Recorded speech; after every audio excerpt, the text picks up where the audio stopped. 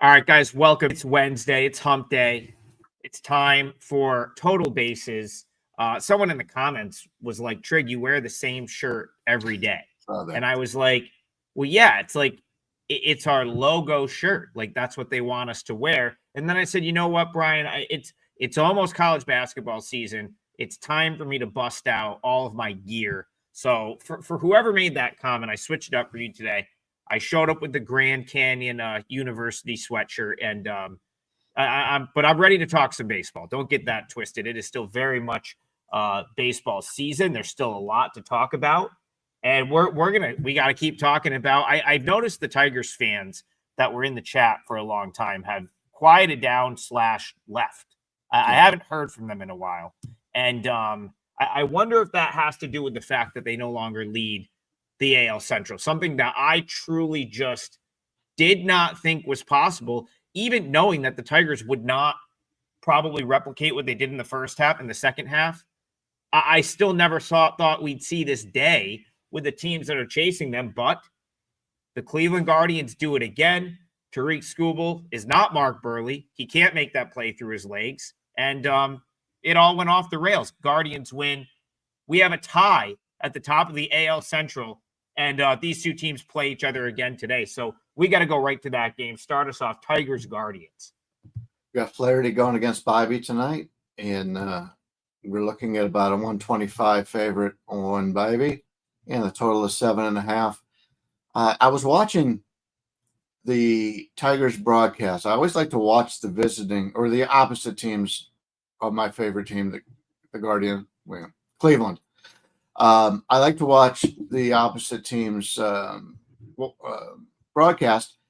And when this game started, they were talking about how intense it was going to be and playoff atmosphere and the whole thing. And then when they took their 2-0 lead, they were talking. They go, "This is the team. This is the spark. This is the spark they haven't been playing with. I expect a whole different Tigers team now." Not granted, they're the local announcers. They're supposed to say that kind of thing. But when I was watching, I says, yeah, I says they got their best pitcher on the mound. He's throwing great. They're up 2-0.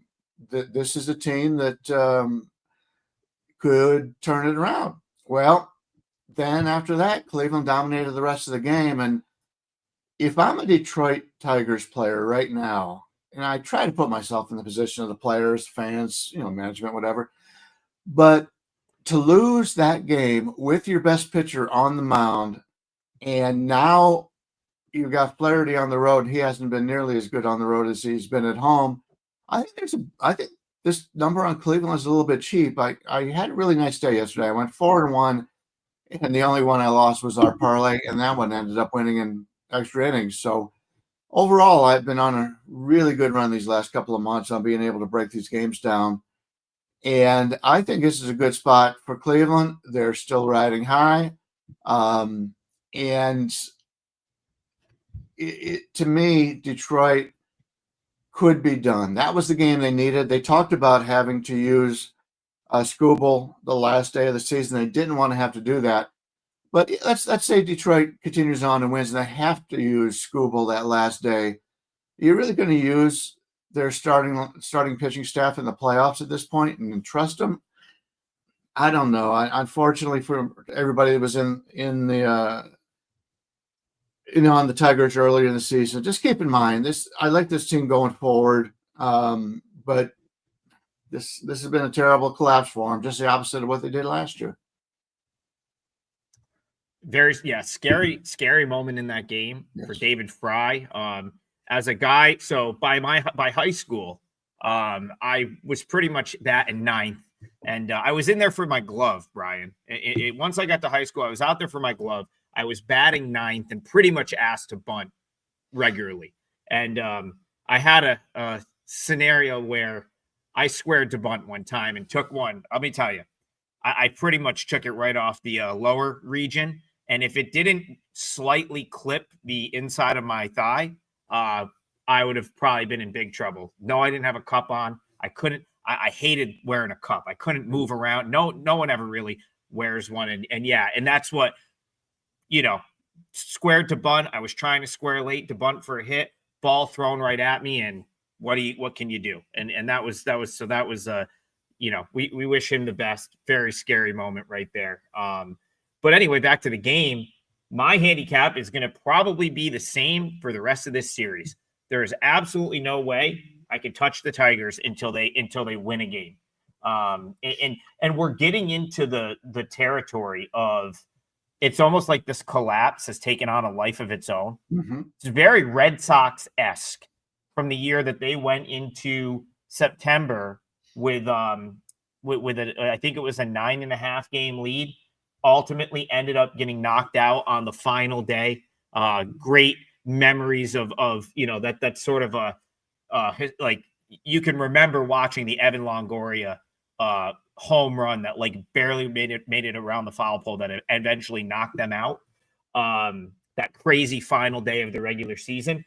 That's what this feels like to me. So even, and again, I thought yesterday was the game that the Tigers were going to have to win. You had Skubal on the mound. It was all right there for you. Now you lose that game. I kind of wish I took my own advice and grabbed that Guardians division price. Mm-hmm. I ended up talking about it for 2 days on the show. Never bet it. You're sitting. You got to feel great about that. If you're sitting there with Guardians, plus 130 to win the division now, go with what you have ahead. Guardians minus 127 in this game. I definitely agree with them being favored. Again, same thing as yesterday. If this is May or June, I'm looking at this number and saying, well, that's some value on the Tigers right there, getting them, plus 116, plus 120 in a spot where I probably kind of make them closer to even money. But that all goes out the window here. That all goes out the window. This streak, in my opinion, the collapse has taken on a life of its own. And you just cannot bet the Tigers until they win one of these games. So Guardians are passed. Go ahead, Brian. Yeah. What made it even worse was it was a 9-inning game, so the Tigers had 27 outs. They had 20 times they struck out in that game. They're a team right now. When you have 27 outs as all white strikeouts, that's a team right now that is just confused. Something's in their head. Nobody looks comfortable when they come up to bat for Detroit right now. And as I said, as much as I'm a Cleveland fan, I hate to see Detroit choke like this. It's killed the fans. And but they've got better things on the future, I believe. Certainly the one. If you're just a baseball fan, whether you have action or not, you got to have that one on. That is sort of the game that. In my opinion, for me, I don't know if I'll have a play there, but it'll be on for sure. Okay, I gotta go to the chat. I didn't know if we were definitely going to talk about this game, but now we're going to. Wolf Eyes Gaming TV. Mariners beat the Rockies. You were wrong. Trigger. False. I was actually right. I gave Rockies plus 1.5, which won, and I couldn't have been more right about the handicap for that game. McCade Brown was great. I teased this for 2 weeks now. I will say I'm kicking myself. I was telling Brian Leonard before the show off air, I was like, Brian, how many dollars do you think I had on that game outside of the little parlay? I had $0 on it. So I can't, I'm not going to come here and flex that pick by any means because I didn't actually give it out to clients, but I did talk about it on the show for a couple of weeks that you would see McCade Brown probably have a really good start before the end of the year. What did he do last night? 5 innings. 1 run, 2 hits, 10 strikeouts. So all of that upside we kind of saw in the minors, now that he wasn't at altitude, got himself into a pitcher's park, he was great. As far as the bet was concerned, my bet was Rockies plus 1.5. So yes, the Mariners did find a way to steal that in the 8th inning in a game that they were definitely never the better team. 3 hits. Mariners 4 runs on 3 hits. I don't know how the hell they won that game. But no, my play was Rockies plus 1.5. That play won. Couldn't have been more right about the game. But now that we're talking about it, Brian, let's go to today. The Mariners sort of avoided the letdown, if you will. But does it make it? Is this whole series now, especially with how yesterday played out, the Astros end up losing to the A's? Is this whole series now kind of a letdown for the Mariners, in your opinion? Yeah, maybe a little bit of mood here. They're in really good shape. Now, I saw I don't pay a whole lot of attention, but I saw that the somebody, it could have been ESPN, so it could be something to take it with a grain of salt, but they had Seattle as the favorite to win the World Series right now. I don't know if that's right because I have 4 teams. I got a quick question for you. Yeah, do you have them? Do you make them a favorite over the Yankees in the AL? I make them the favorite in the American League. Okay. But I think there's 4 teams in the National League that are probably just as good. Fair enough. But Gordon's going against Castillo here. Castillo's huge favorite, as you would expect, about a 330 favorite. Total 7.5 here. Tanner Gordon comes in with a 6-run ERA, 5.51 expected, 1.46 WHIP. That's his real weakness. The one thing he does well is doesn't walk anybody. Last year, 3.8 walk percent. This year, 5.3, which is in the 93rd percentile. Well, if you don't walk anybody and everything else on your StatCast page is really dark blue, the best other thing he does is his hard hit rate's in the 33rd percentile, which isn't good. That tells me that he's got to throw a little bit more outside the get somebody to chase a little bit. Right now, his chase rate's in the 17th percentile. He's not a strikeout guy. His whiff rate's in the 3rd. Tanner Gordon is not a guy until he changes the way that he pitches is going to inspire a lot of confidence for backers of Colorado. And we all know how bad they've been on the road all year. Castillo, 3.63 ERA, 4.17 expected, 1.23 WHIP. The only thing he does really well is also the walk rate, 77th percentile. Fastball velocity, still got that. He's at league average for a righty at 95 miles an hour, but he only throws those 4 pitches. Yes, Seattle should win. Do I want to lay 330 on a team that may not need the game as much as they did just a couple days ago? No, I don't. So I'll be passing on this one. Yeah. So another reason I was okay bringing this game up, in addition to just wanting to point out that I was right about yesterday's the way that played out and my leg of the parlay. But the reason I wanted to bring this game up was because I think there's some value to the over here. Where are we getting 7.5? I know it's Seattle. I know it's a bit of a pitcher's park, but I mean, Tanner Gordon's thrown it a little bit better of late. But I see 7.5s, and that usually implies that one of the pitchers that we're dealing with is elite. This isn't 2017, like Luis Castillo, not an elite pitcher anymore. He's a veteran. He's going to go out and give you a good effort. He's prepared. I think he holds up well in there, if you will. But I would not say that he's anywhere near the guy he, really once was at some point, earlier in his career. And, you look at you brought up the StatCast page, a lot of hard hit. Rockies have, they've had good at-bats lately. Like that I did watch some of the game last night. I thought that they put together pretty good at-bats. I thought that they could have probably ended up with more than 3 runs. Like I said, they had the 7 hits. The Mariners were the team that didn't hit last night. You go back over the weekend, they had I believe they took a couple of those games against the Angels, at least one of them. I know they won on Sunday. No, they did. They took 2 of 3 from the Angels, and one of them was a 7-6 win. So it's not like the Rockies are not sort of capable of generating some offense. Tanner Gordon was a bad AAA pitcher for me at one point. It's actually been like sort of incredible to see what he's done over the past couple months. Like he's actually had some really good starts for the Rockies, kind of quietly, because anything the Rockies do is quiet at this point. No one cares. But he's turned in a couple of good outings. Now, I've watched this guy for a long time at Albuquerque. He's been down in AAA for the last couple of years, even some of this year. A guy throws mostly fastballs. It's like the Mariners, even if the Mariners don't care, they can still probably hit a couple long balls off and get to 4 runs. So I thought 7.5 was insane. Unless there's like a monsoon coming in from center field that I don't know about, I got to like the over 7.5 here. Go ahead. Yeah, my park factors looking like it should be 8% lower than normal. The wind is blowing into the right slightly. I don't think it's going to make that much of a difference.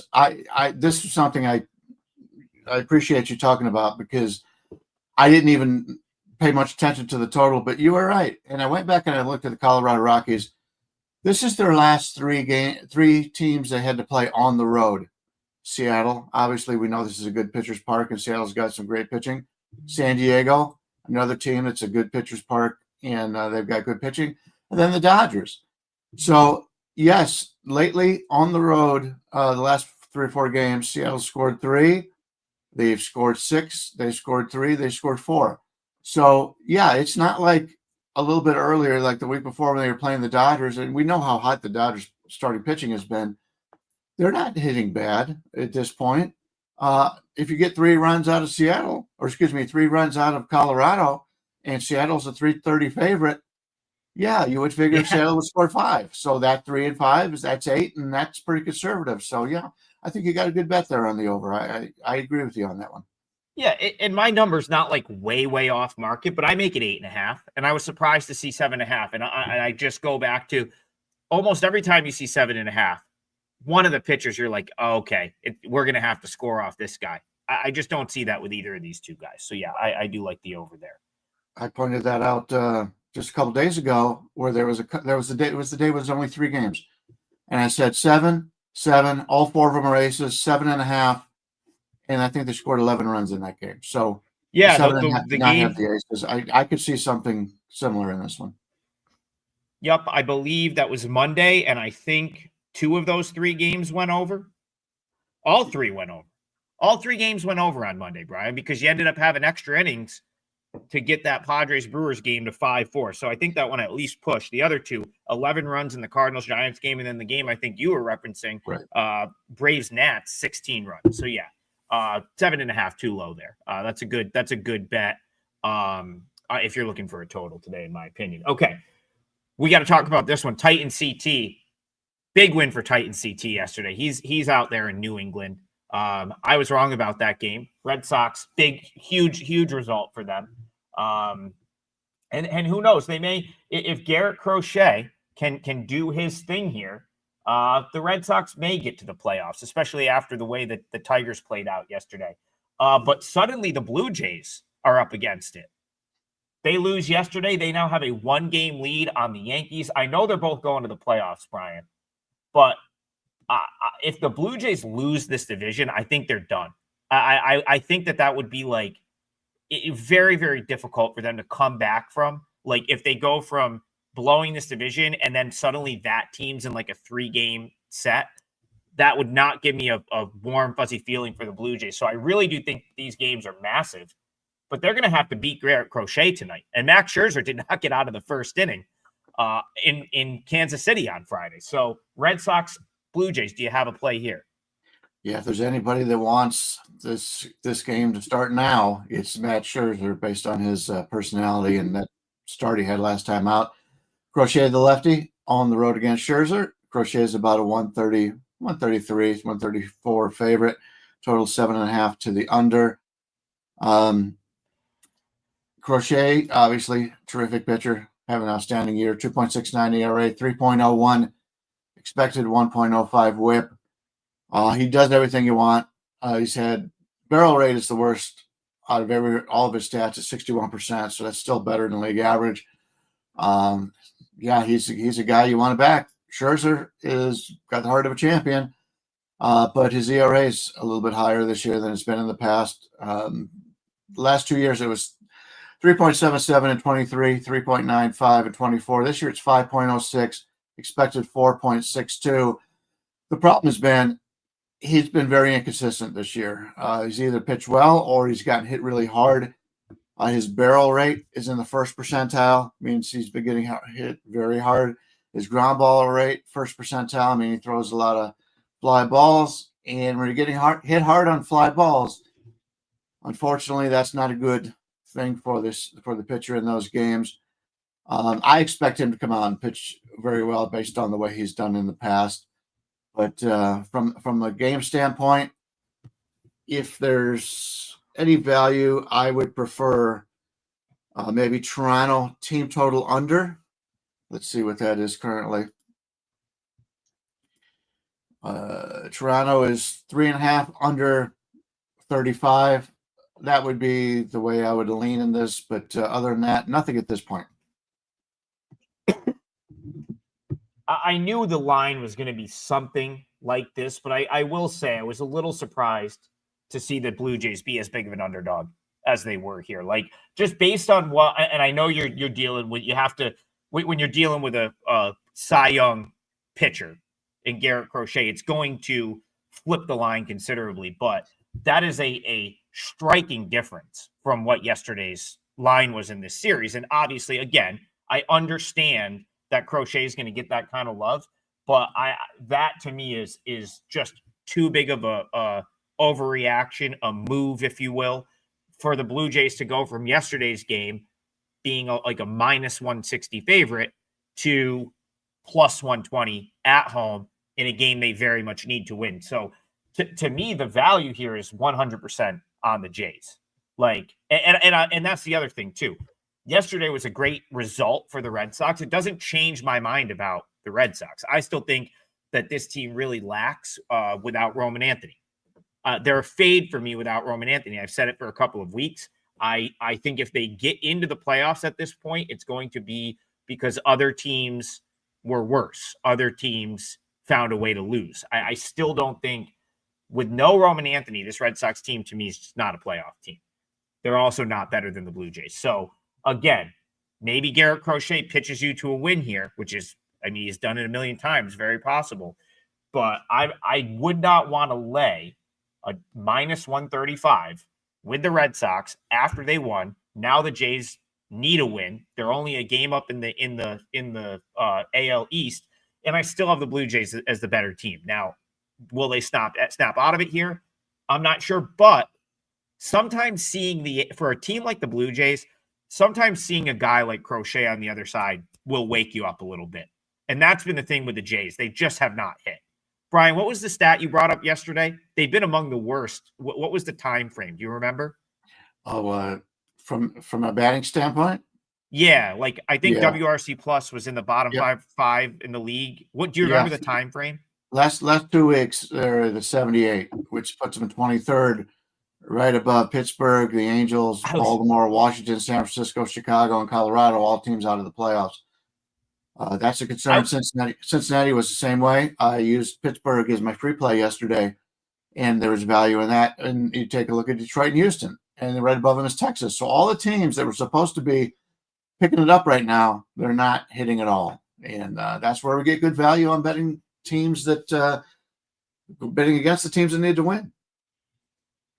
Yeah, and the thing with Toronto, because I watched most of that series with the Royals this weekend. I aside from turning the 20-1 game off, like after it was like completely done, Saturday and Sunday I watched like every pitch of that Royals Jays series. I had action in those games, and the at bats were awful for this Blue Jays team. I mean, this isn't a scenario where they're getting unlucky. Like they are having horrific at bats. And now on Sunday, they did finally sort of like break through a little bit, got the offense going. For me, that was sort of a sign like, okay, like they finally started to put together a couple good at bats after like, maybe like a week or two of having awful at bats. They finally had a few timely hits, good at bats on Sunday. But then, of course, Monday's the off day. Yesterday, nothing. 3 hits, 1 run, terrible at bats again that whole game. So it's an interesting handicap because on one hand, now they got to deal with Crochet, who's filthy, but does seeing like an ace like that wake you up a little bit? Have you more focused? Because when the Blue Jays are focused and they're locked in, 1 through 9, they have as good at bats as anyone in the league. So it's an interesting one and likely a pass for me. Go ahead, Brian. Yeah, it's not as drastic as Detroit is, but it is a situation where Detroit and Toronto had a really good season going, and they're not used to winning the division lately. When Toronto took that lead, or would they have 3 games over the Yankees or whatever? Maybe they thought that was their goal. Their goal had been reached. They were the first place team. They were going to cruise into the playoffs. These teams that aren't used to being in this situation are showing that right now. And granted, for Seattle, they continue to win. But yeah, it's tough to if you're not been in that position and you're not used to that kind of pressure. It's tough on the human body. So I don't know if that has any effect on them. Maybe they turn around today and then sweep the rest of the regular season. But right now, like we talked about the at-bats, they're just not getting good at-bats, and now they're facing an awesome pitcher on the mound today. Joe Dog says Trig is a sleeper. He knows, but for some reason he's a poker player on a baseball show. I like him. Well, first of all, thank you, Joe Dog. I appreciate that. Second, quick story here for me. That's kind of how I got into sports betting. I was obsessed with poker in high school. I graduated high school in 2004, so my high school years were the boom of like Texas Hold'em. Chris Moneymaker winning the main event in like 2003. I think Greg Raymer won the next year, and like it exploded. Suddenly that World Series of Poker was like much, much bigger than it was like in the previous years. And then I got to Siena, and I was skipping class and stuff, Brian, because I was on my computer just playing online poker for hours and hours and hours. My friends would be like, "Hey, we're going out." And I'd be like, "Yeah, I'll catch up with you later." I'd never catch up with them. I was just stuck in my room playing poker. And finally I was like, I got to have a little bit of social life here. So I realized that I could kind of channel that same energy into betting sports, but then I could go out with my friends while the games were on, right? Like, so I could have my social life. I could still sort of do the research, get my action, if you will, because I had no clue what I was doing at that point, and still have a social life. So that's kind of how I went from poker to sports betting when I was in probably like my freshman year of college. And I suppose the rest is history. So quick story right there. David, what we got to talk about, I know I'll get yelled at by someone if we don't talk about this game. David said Brady Singer stunk yesterday. And the Reds, they lost the game they needed. And not a great day for Reds fans because the Diamondbacks walked off the Dodgers. The Mets found a way to overturn a big deficit and beat the Cubs. And so the Reds were the big losers in the NL race yesterday, losing that game to the Pirates. Today, they've got their guy on the mound. They've got Hunter Green, tremendous last time out. I think he threw a one-hitter against the Cubs to kind of spark that run. But he's up against Paul Skeens here. So what do you think? Interesting game because the Pirates, of course, are out of it, but they have their generational talent on the mound. The Reds have everything to play for and a comparable pitcher in Green. So how are you seeing this one? Yeah, when I released the free play yesterday, I basically just said, I go, there's no way Cincinnati should be this big of a favorite. Sometimes it's as simple as that. And I knew that Pittsburgh hadn't been playing well, but hey, it's a pretty good rivalry, and they came out and scored enough to win it. And Cincinnati, it's just to say somebody needs to win does not mean they're going to win. But this is going to be a great pitching matchup. Skeens against Green. Green basically is about a 115 favorite right now, total 7 to the under. When I look at this, I know we're playing in Cincinnati, and this is a ballpark known for its offense, but I kind of like the under here. With the pressure on Cincinnati they're feeling right now, and Pittsburgh with Skeens on the mound, it's a game I'm going to take a look at a way to play the under on. Skeens, we know how great he is. His worst stat is hard hit rate of 57%. He's just terrific. Hunter Green, I'm glad he's really put it together. This is a guy, the last 2 years, 2.75 ERA last year, 2.74 this year. He's lowered his whip from 1.02 to 0.92. This is the ace we've been waiting for. The only problem is his barrel rate's in the 23rd percentile, average exit velocity 29th, hard hit rate 18th.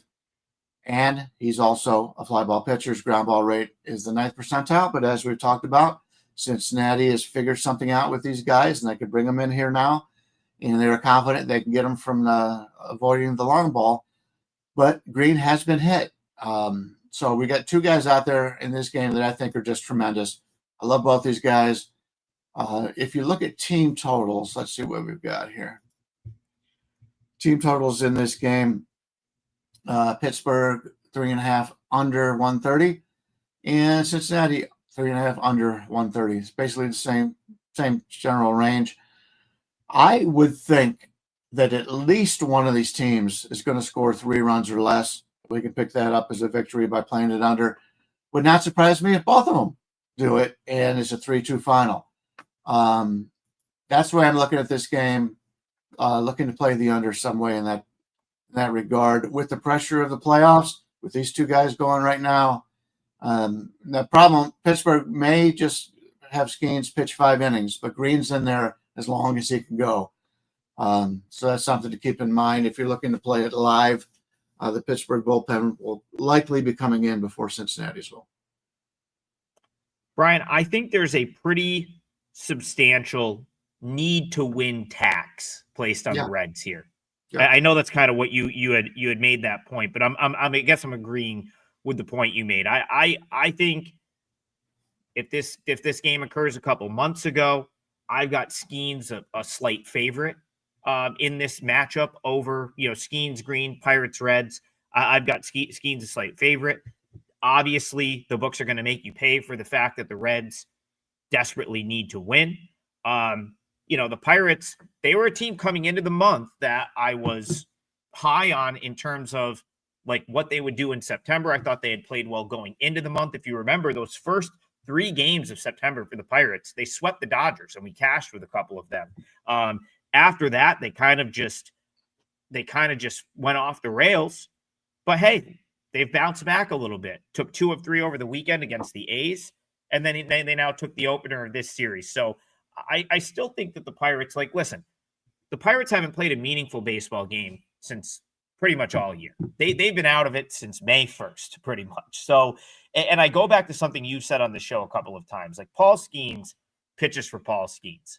Like you made that sort of point, and I think it's a very good point because I think he is very much like he just competes with himself, if you will. Like he's out there. He wants to go out and throw a great game every time he steps on the mound. He's that type of a competitor. Last time out for Skeens was not very good. The Cubs got him early. I don't think he made it out of the 4th inning. 3 2/3, 3 runs on 7 hits. I feel like so I'm trying to find any sort of evidence of the last couple times that Skeens has given up a crooked number, or has given up 4 runs or more. It's happened, I think, 4 times this year, and I've got him in front of me here. He gave up 5 runs to the Cardinals on April 8th, came back the next day, 6 innings, 2 runs, 6 strikeouts, no walks. You would have to go all the way to June, where he gave up 4 runs to the Brewers. Next time out, 5 shutout innings against the Cardinals. In August, he got knocked around at Coors Field a little bit. Next time out, 6 scoreless against the Reds, 8 strikeouts. Those are, and then, I'm sorry, and then there's one more at Brewers earlier in the month of August, or in the middle of August. Next start out, 6 innings, 2 runs, 8 strikeouts against the Brewers, or against the Blue Jays. And that was when the Blue Jays were actually playing good ball. So pretty much every time he's been bad, the next time out, he's nails. It's like you will not find this year back-to-back starts where he has been off. And so I think the fact that he just did not pitch well against the Cubs and they got to him early, I feel like he's, we're so close to the end of the season. I agree with you. He might only go 5, but you're probably going to get 5 pretty good innings from him here. And I can't really make the Reds a favorite in that scenario. So a lean to the Pirates. I think it's a good value play. I also think the Reds might be a little tight after yesterday, but probably not something that's going to make my card. Okay. Carmine's here. Carmine's up checking out some bases early in the morning. I think we're going to the next sort of season of shows soon. So I'll plug. I want to plug Carmine and the boys because like Puck Time was kind of what gave me the idea for this show originally, where it's like they've been doing Puck Time for years. It's awesome. And I was like, we can do a baseball show like that. And so that's kind of where I got the idea for this show and what I hope to sort of carry into college basketball season. So shout out to Carmine, and check out Puck Time as soon as when is hockey back? Did I see there's like preseason hockey, Brian? Is it back already? I went to the Golden Knights game last night. I think we're roughly 15 days away from the start of the season. I think it's October 9th or something to that effect. But it's right around the corner. And I've been on Puck Time the last few years. Have a lot of success in hockey, as these gentlemen have had. And I really enjoy two of the nicest guys, Andrew and Carmine. I love doing the show. Hopefully he has me back on this year, but I'll leave that to him. Looking forward to hockey and getting in the mood. Amazing that it's only 15 days away. I feel it's college hoops sneaking up too. We're about maybe probably more like 40 days away, but I know the opening day is November 3rd, and I am attempting to go to 3 games in that day. I'm heading down to Charlotte, North Carolina. I'm going to go to the Winthrop game at 8 a.m. They're doing like a marathon. It's the Field of 68 marathon. The games are going to start at 8 in the morning on opening day with Winthrop and Queens University, I believe, is the 8 a.m. game. And then I'm going to stay for the 11 a.m. game, which is Bradley and St. Bonaventure. And then I think I'm going to drive an hour north back to Charlotte to go to Indiana State Charlotte that night. So I'm going to try to do 3, hit 2 campuses, come back home the next day. So that's I'm fired up for that. Stephen Fallon, 2004. Yeah, no, that's when I graduated high school. Your boy will be 40 in July. So your boy will be 40 in July. He said, does that make you 12? No, I'm going to be 40 in July, and I feel very old. I messed up my back. I'm over here moving around. It's I feel like I'm getting there. All right, back to baseball. Tigers are officially dead. Well, Lou, we talked about that. I guess I agree. If you missed that, I suppose right now, since Tokyo Brandon's here, I should probably promote something. I have a 5% play tonight, Major League Baseball. Probably my last 5%er of the season.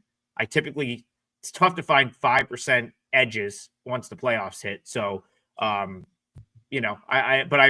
hit the last couple, and I really like the spot in MLB tonight. So that's up on my page. Anything for you, Brian, that's up for sale right now?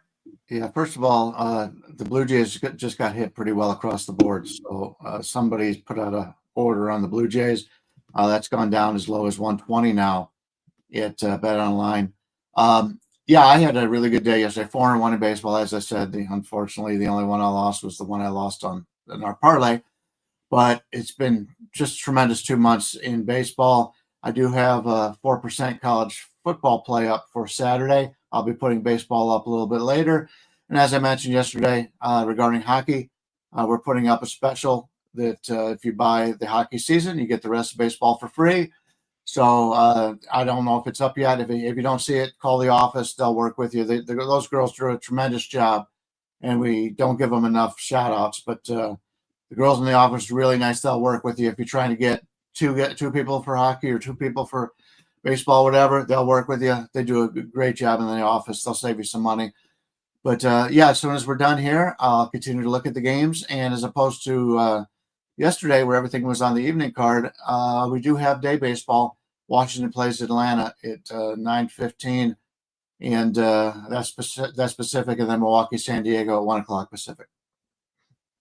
Yeah, the girls in the office do a tremendous job. You would think we had this like large customer support team, but it's like 3 of them, and it feels like there's like 8 people back there because it's like every request is answered. They deal with all of us, which is like a whole. They have to deal with the customers, and they have to deal with all the handicappers messaging them throughout the day to do their page. So yeah, no, they do an awesome job and don't get nearly enough credit. So shout out to the folks up in Detroit who kill it for us on a daily basis, who are all probably sweating the Tigers out right now as well. It's tough. And for Lou that in the chat, and for anyone that comes into the show late, this show is always up on demand on the WagerTalk YouTube channel. So if you want to hear us talk Tigers Guardians, we already did that, and you can go to the WagerTalk YouTube channel, watch the show on demand, and while you're over there, hit the like button, maybe subscribe to the page. It does help us tremendously. Danny says customer support have saved me thousands. Yeah, if you message, you usually get they're usually going to give you a discount coupon. So just little inside right there. Probably not supposed to come out and say it on the show, but typically if you message in, there's a little coupon code that goes around with that. So yeah, if you're trying to buy one of the longer term packages, which we obviously very much appreciate. So back to business here. We still have to lock in our parlay, but we got 20 minutes, plenty of time to do that. Let's get to more. You know what, Brian? Let's go to one of those day games, because if I don't talk day games on a day where there's day games, someone rolls into the chat after the fact and is like, "Where's all the day games?" So we got to give them one of the 2 day games. Do you have a preference as to which one? Well, the Milwaukee San Diego game is closer in to pick them. That's probably let's go there. Let's go Brewers Padres. Right. The Brewers, even though they lost that game yesterday, the coach came out and he was very disappointed about the way they played. He's just been a tremendous coach. One of the better coaches in baseball. I love that guy in Milwaukee, and he's a bigger guy, and he eats pancakes out of his back pocket during the games. Gotta love it. Patrick's going for Milwaukee against Cease for San Diego. Current line's maybe about a 130 on San Diego. 8 to the under on the line. Patrick's getting the call up. Chad Patrick on the season. He's 115 innings in, and he's 3.66 ERA, 3.89 expected, 1.28 WHIP. But when you look at his StatCast page, even though the numbers are really good, he's not really outstanding in anything. His best thing he does is probably his strikeout percentage in the 62nd percentile. Does throw 6 pitches, but basically throws his cutter, his sinker, and his four-seamer pretty much 90% of the time, 87% of the time. So basically a 3-pitch pitcher, but he does have a couple others that he does show once in a while.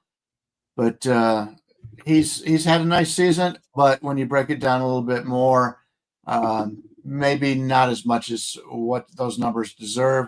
Dylan Cease, somewhat the opposite. He comes in with a 4.64 ERA, 3.48 expected. So you would think he's due for some good correlation, but it really hasn't turned out that way. He's got a 1.32 WHIP, walk percentage in the 21st percentile, ground ball rate 23rd. Luckily, he's pitching in San Diego as his home ballpark. Not that great of a home run hitting ballpark, but his whip rate's still great, 94th percentile, strikeout rate 88th. But something's just gone differently wrong for Dylan Cease here. The whip it was 1.42 in 2023. Last year was only 1.07 through 109 innings with a 1.07. That's good. That's great.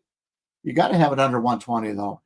And it's at 132. That is a concern. I probably back Cease too much this year going on his stuff because I really like his stuff. And I've gotten burned a little bit. He comes in with an 8-12 record. So an 8-12 record when you got a playoff team in the Padres means you're laying some juice. So I've lost money on Cease this year, so it makes me a little bit reluctant to play on him.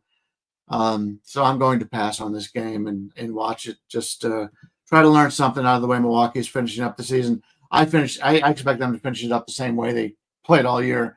That's just the way they've been taught, and that's the way the team feels. So I would expect a good effort out of Milwaukee here, but not quite getting the number that I would prefer. Right now the highest on the board I'm seeing is like a 118. I would probably need at least a 125 before taking Milwaukee. Yeah, that's how I see it as well.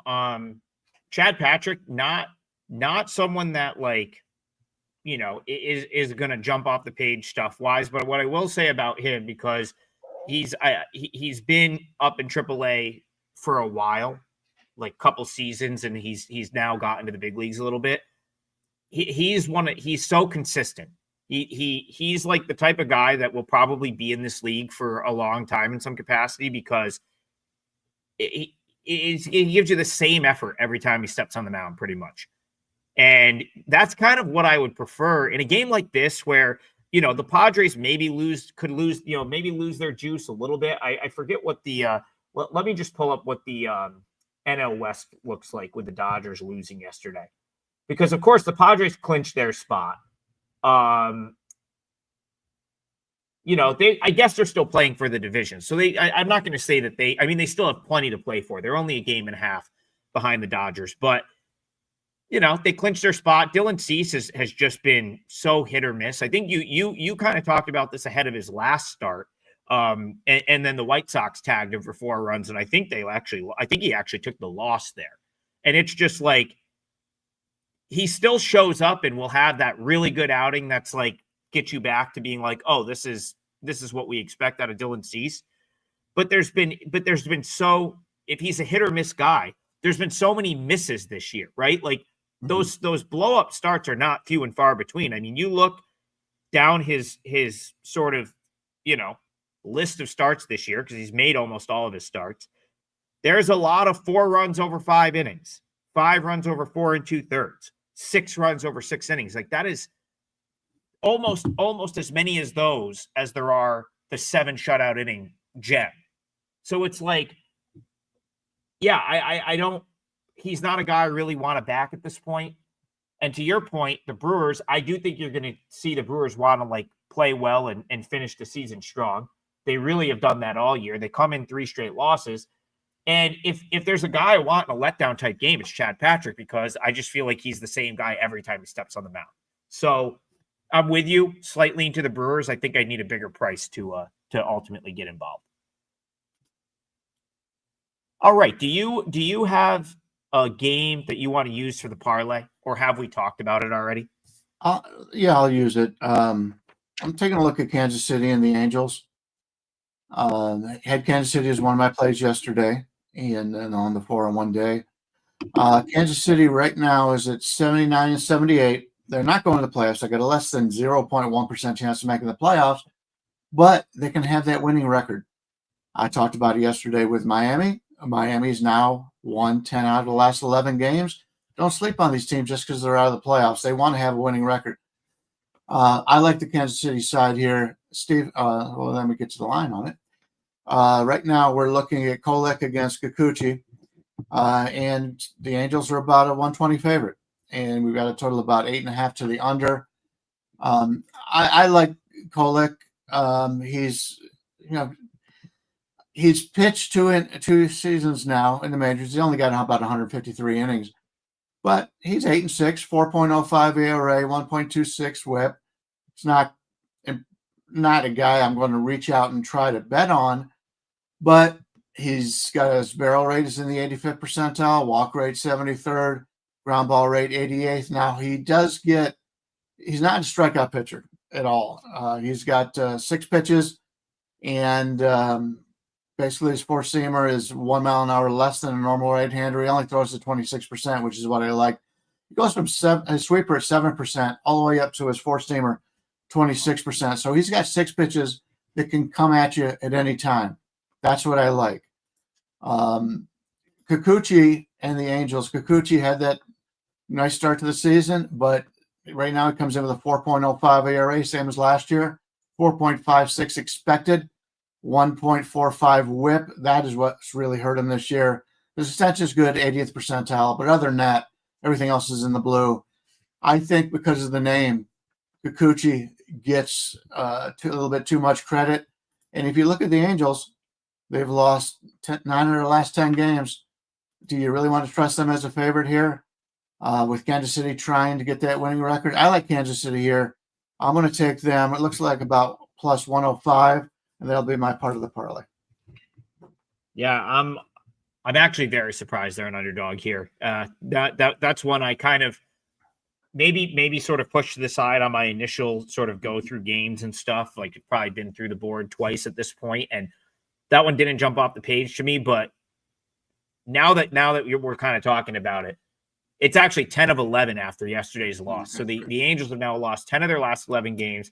I'm going back in my head to a couple weeks ago where we sort of talked about this Angels team and then likely to run out of gas, because if I go back to the beginning of the season, I remember I did a little show with Brian Power on opening day. We kicked around some of the opening day games. And I remember the Angels playing the White Sox on opening day and me sort of being like, hey, you're looking at this wrong.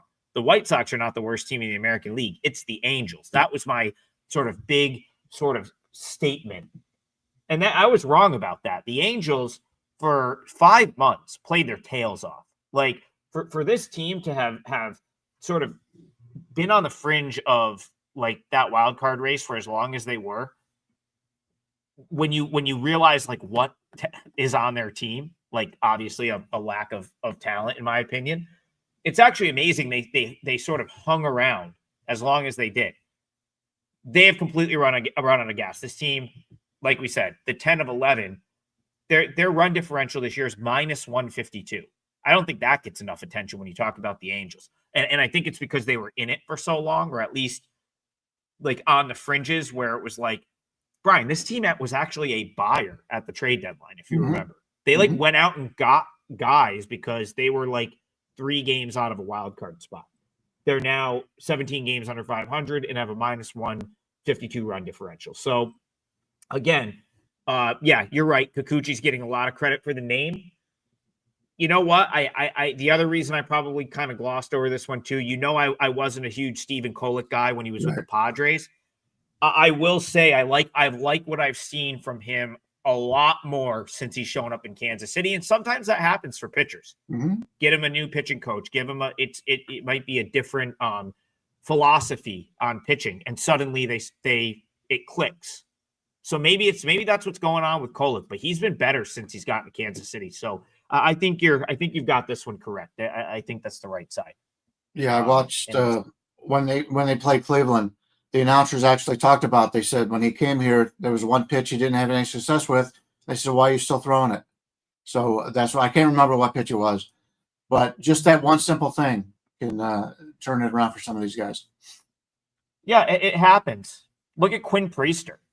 I mean, Quinn Priester couldn't ever figure it out in Pittsburgh. He was basically like thrown away by the Red Sox. The Red Sox were just like, get out, just leave. Like, we don't even, I don't even think they got anything for him. He ends up in Milwaukee, and he's basically been in their rotation all season. So, yeah, you just never know.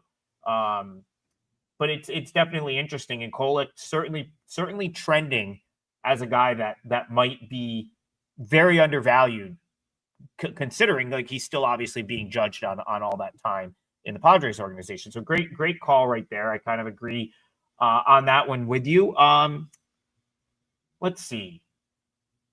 I don't know what I'm going to use for the parlay yet, but we can squeeze one more game in. Let's talk. Let's go back to that Cubbies series, because that was one. I did a video yesterday for Cubs Mets. I did give out Cubs minus 105 as a free pick in the video.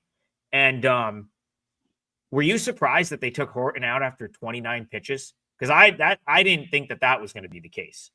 But clearly, go ahead. Yeah, he I guess he pulled a muscle or something happened to him. It was an injury situation.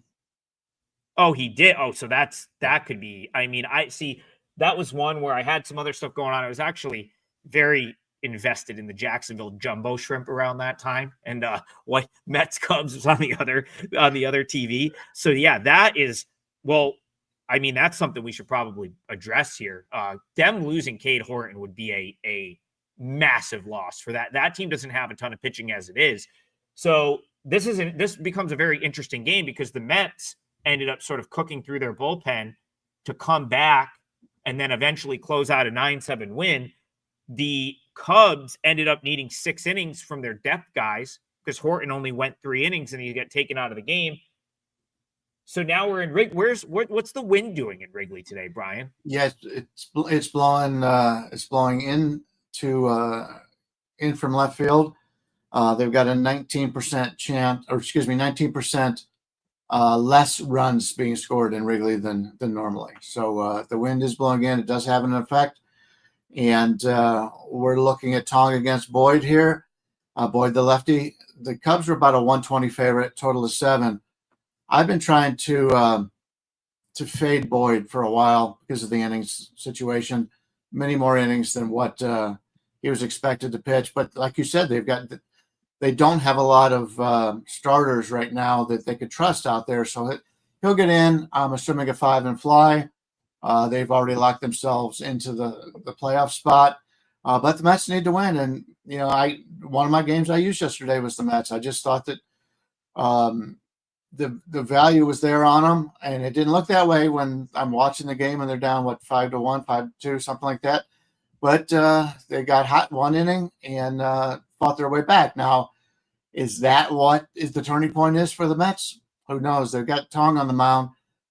Struggled early on, but as we talked about last time, I thought all he had to do was just keep it a little bit lower on the top end and keep it a little bit higher on the bottom end, and he'd have success. And that's what he did.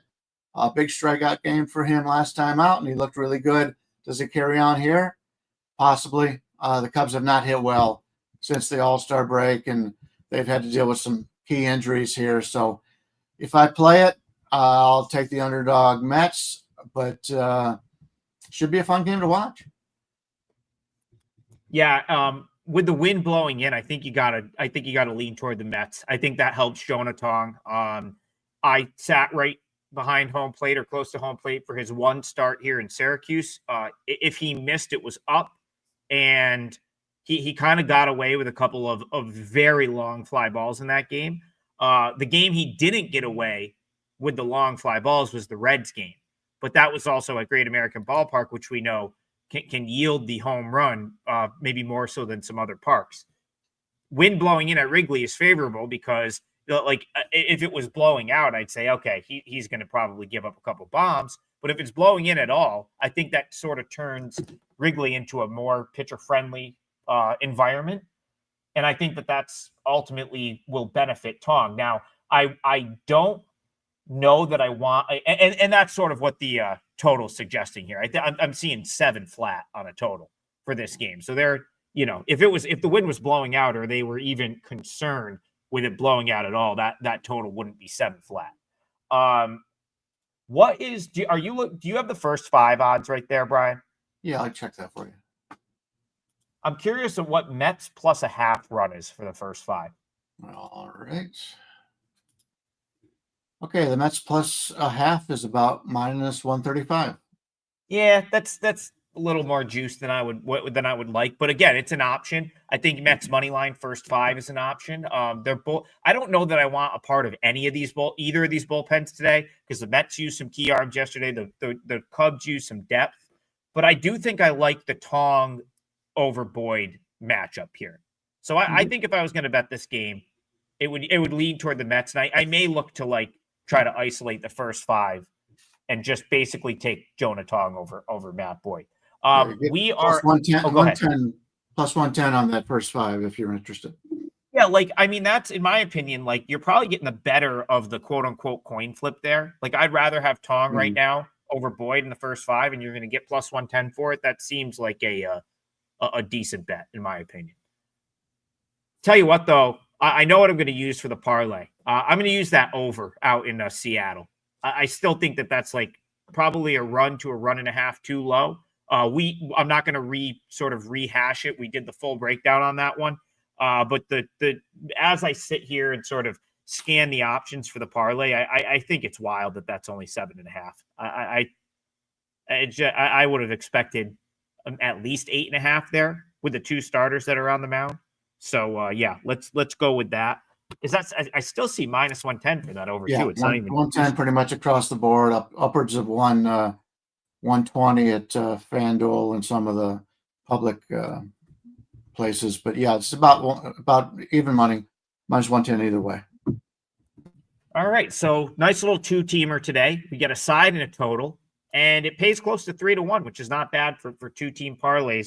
So Brian Leonard's going to be on Royals plus 105. Full game money line, and I'm going to use the Mariners Rockies over 7.5. So nice little 2-teamer plus 291 odds. We got Royals Mariners over 7.5, and I have Rockies Mariners over 7.5. Rockies Mariners over 7.5. Brian has Royals plus 105, and that'll do it. 2-teamer, hopefully a winner. Even with yesterday's loss, which was a little unfortunate since your Marlins came back and won that game. They didn't get us there in the first 5, but they ended up coming back. Not only did they cover the plus 1.5 for the game, they came back and win it in extras. But we end up losing the parlay, still plus 5.14 units, or for every $1 is returned $5.14 since April. I'm going to continue to harp on that. I cannot believe, I mean, I guess I can believe it because like we should be winning. Like that's our job. But like we're firing 3-teamers and we're ahead since April, playing a 3-team parlay essentially every single day. So Turnbuckle Tommy, why would you expect 8.5 at Mariners home? Go check out the replay because I went into detail as to why I think that game isn't over. And then again, if you missed any part of the show, head on over to the WagerTalk YouTube channel. It's always on demand. While you're there, drop us a like and a subscribe. I've got a 5%er in MLB tonight.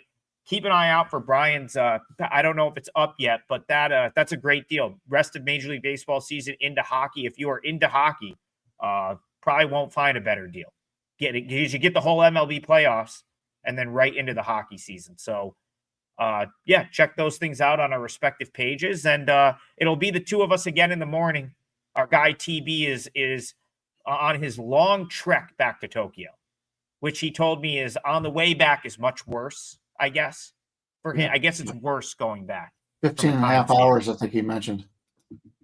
I can't even Yeah, imagine. he was saying it's like, and he kind of like loses like a whole day, I guess, going back because of the way the time's set up. So, he'll be back on Friday. So if you're wondering where TB is right now, he is, I believe his journey back from Las Vegas or from Phoenix to Tokyo starts today. So we wish him a safe travels. We'll see him on Friday. We'll see the two of us. We'll see you guys tomorrow morning, same place, 9 a.m. Eastern.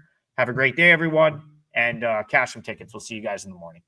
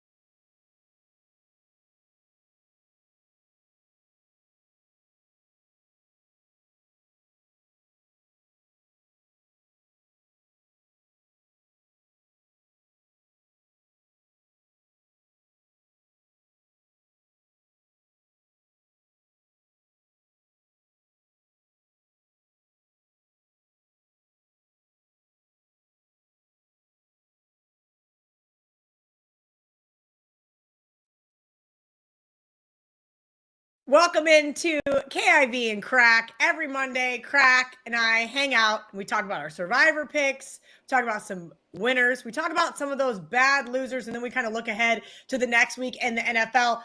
Crack, I'm just going to get us started off hot. Like, hand up. I was on End Zone Live yesterday with the Prez. And I didn't feel great that me and Prez were the only ones on the Eagles. Eagles score 7-0. He and I are like, okay, great. All right, let's keep it moving. Next thing you know, Rams up. Big time. And I text some of my, I'll call them insufferable Eagles friends. I text some of them in their little group chat because I had the Chiefs the week prior. And every single one of them was like chirping. I'm like, send Travis Kelce a gift basket. Leave me alone. So it's kind of like a mush, if you will, a reverse jinx. Right before the field goal, I text them, go Birds. Because I was like, all right, Rams are about to kick a game-winning field goal. Here's one for you guys back. And then all hell proceeded to break loose. I know you were on the Rams. You had 4.5. You had 4. Look, is that the worst beat you've ever had? It's the worst beat I can remember. I actually took some plus 3.5 minus 0.5, 4.5 right when the line came out in Vegas. A very healthy 5-figure swing for me on that. Yet I wasn't like I was here. First of all, I'm in Scranton, Pennsylvania, at my buddy's house, and I was here sitting like right in that big nice chair next to me, and he was sitting in his chair where he's got a computer there, and let me be blunt. He's upstairs now. He still doesn't know who I had in the game because I don't get emotional or say anything. But is he an Eagles fan? He had $58 on his ESPN app. On the Eagles. He was screaming and yelling. By the way, Kelly, he can buy and sell me. He's got tons of money, houses all over the place. I could just tell you, he's worth tens of millions, and screaming and yelling. And it almost made me realize that this is what America is. The human condition of gambling and what's going on here is a representation of what must be going on. Only he can afford to lose or win, but what must be going on all over middle America, blue collar America, white collar too. I'm not trying to say that, but I just didn't know I just didn't know that was going on until I seen him. And I had to ask him, I said, how much you got in the game? $58. So, which is fine. I'm not saying, listen, $58, that's like the average bet in America. God bless them. Good for you. At least you put some stake in the game. I go after these influencers and people that talk about games and spreads and don't bet $1. You bet $5, you're good with me.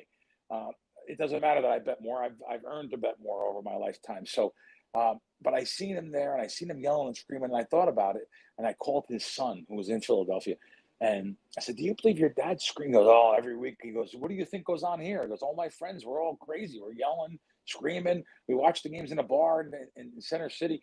I just didn't know, and that makes you bet more, and that's where the gambling problems, I guess, come into play. I have a big portion of my life that's dedicated to responsible gambling, and tell people how I've started out a losing player, a little degen, and all of a sudden in life, I took someone to shake me and show me the right way, and bankroll management means everything, and not getting emotions involved and stuff. But I'm glad someone won the Eagle game. I'm glad you won the Eagle game. Not so glad Prez won, but I'm glad you won the Eagle game.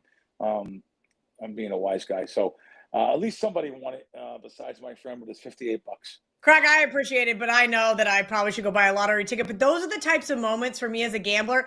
I actually don't feel bad.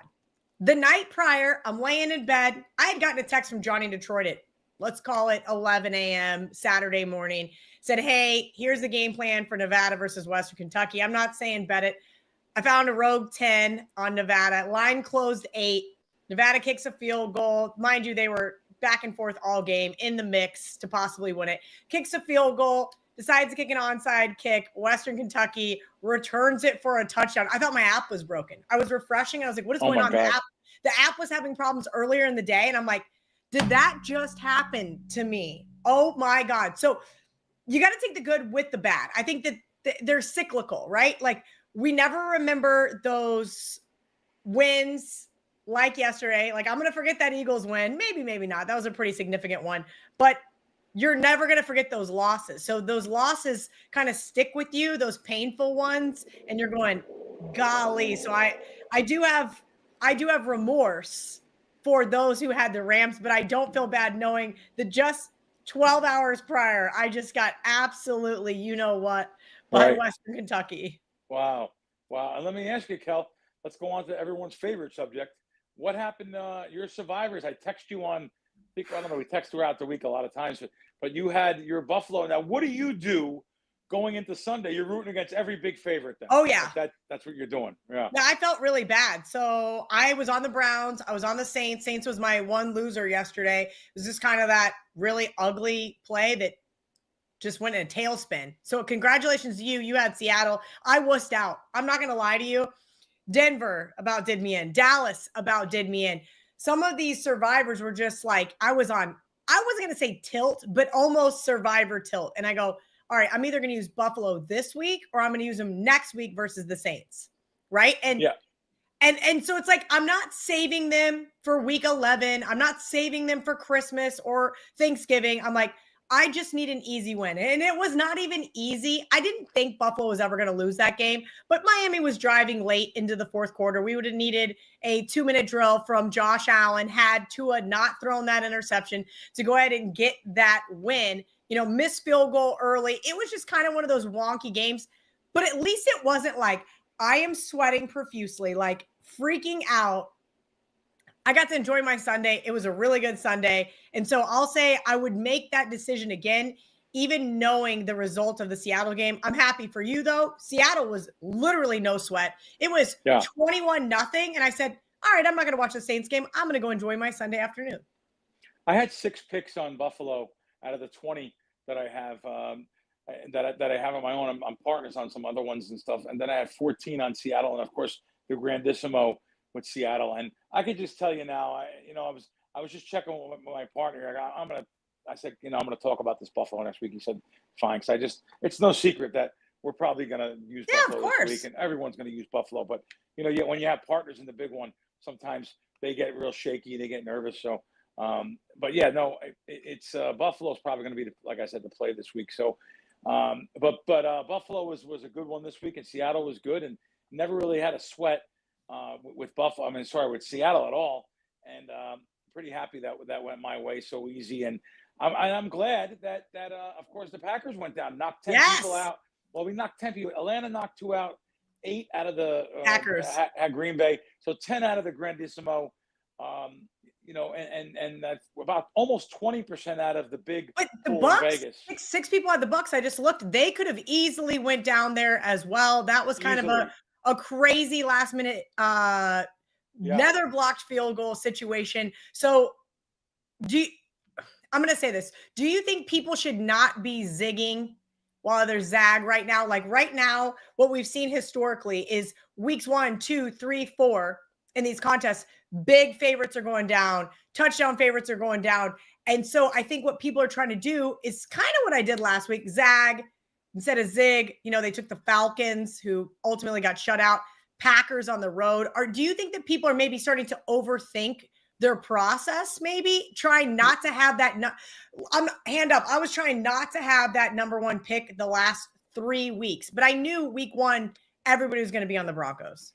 There's a great show on Survivor. I wish I knew the name of it. How bad that is, not knowing the name. But there's a great show on Survivor. They email me every week. I think I would know. I would have their show up there. I like what this guy actually won a portion of it one week.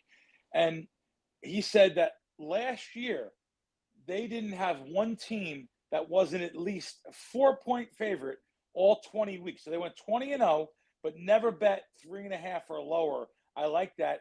And they said, and it's at Team Rankings, I think is the name of the Team Ranking and Pool Genius guys. Yeah. Oh boy, Pool Genius. That's it. I didn't even know. I forgot the name of it. So I like what they said though. They stayed away from road teams. It's hard to do now. Think about that. You're going to stay away from road teams, stay away from favorites 3.5 or less.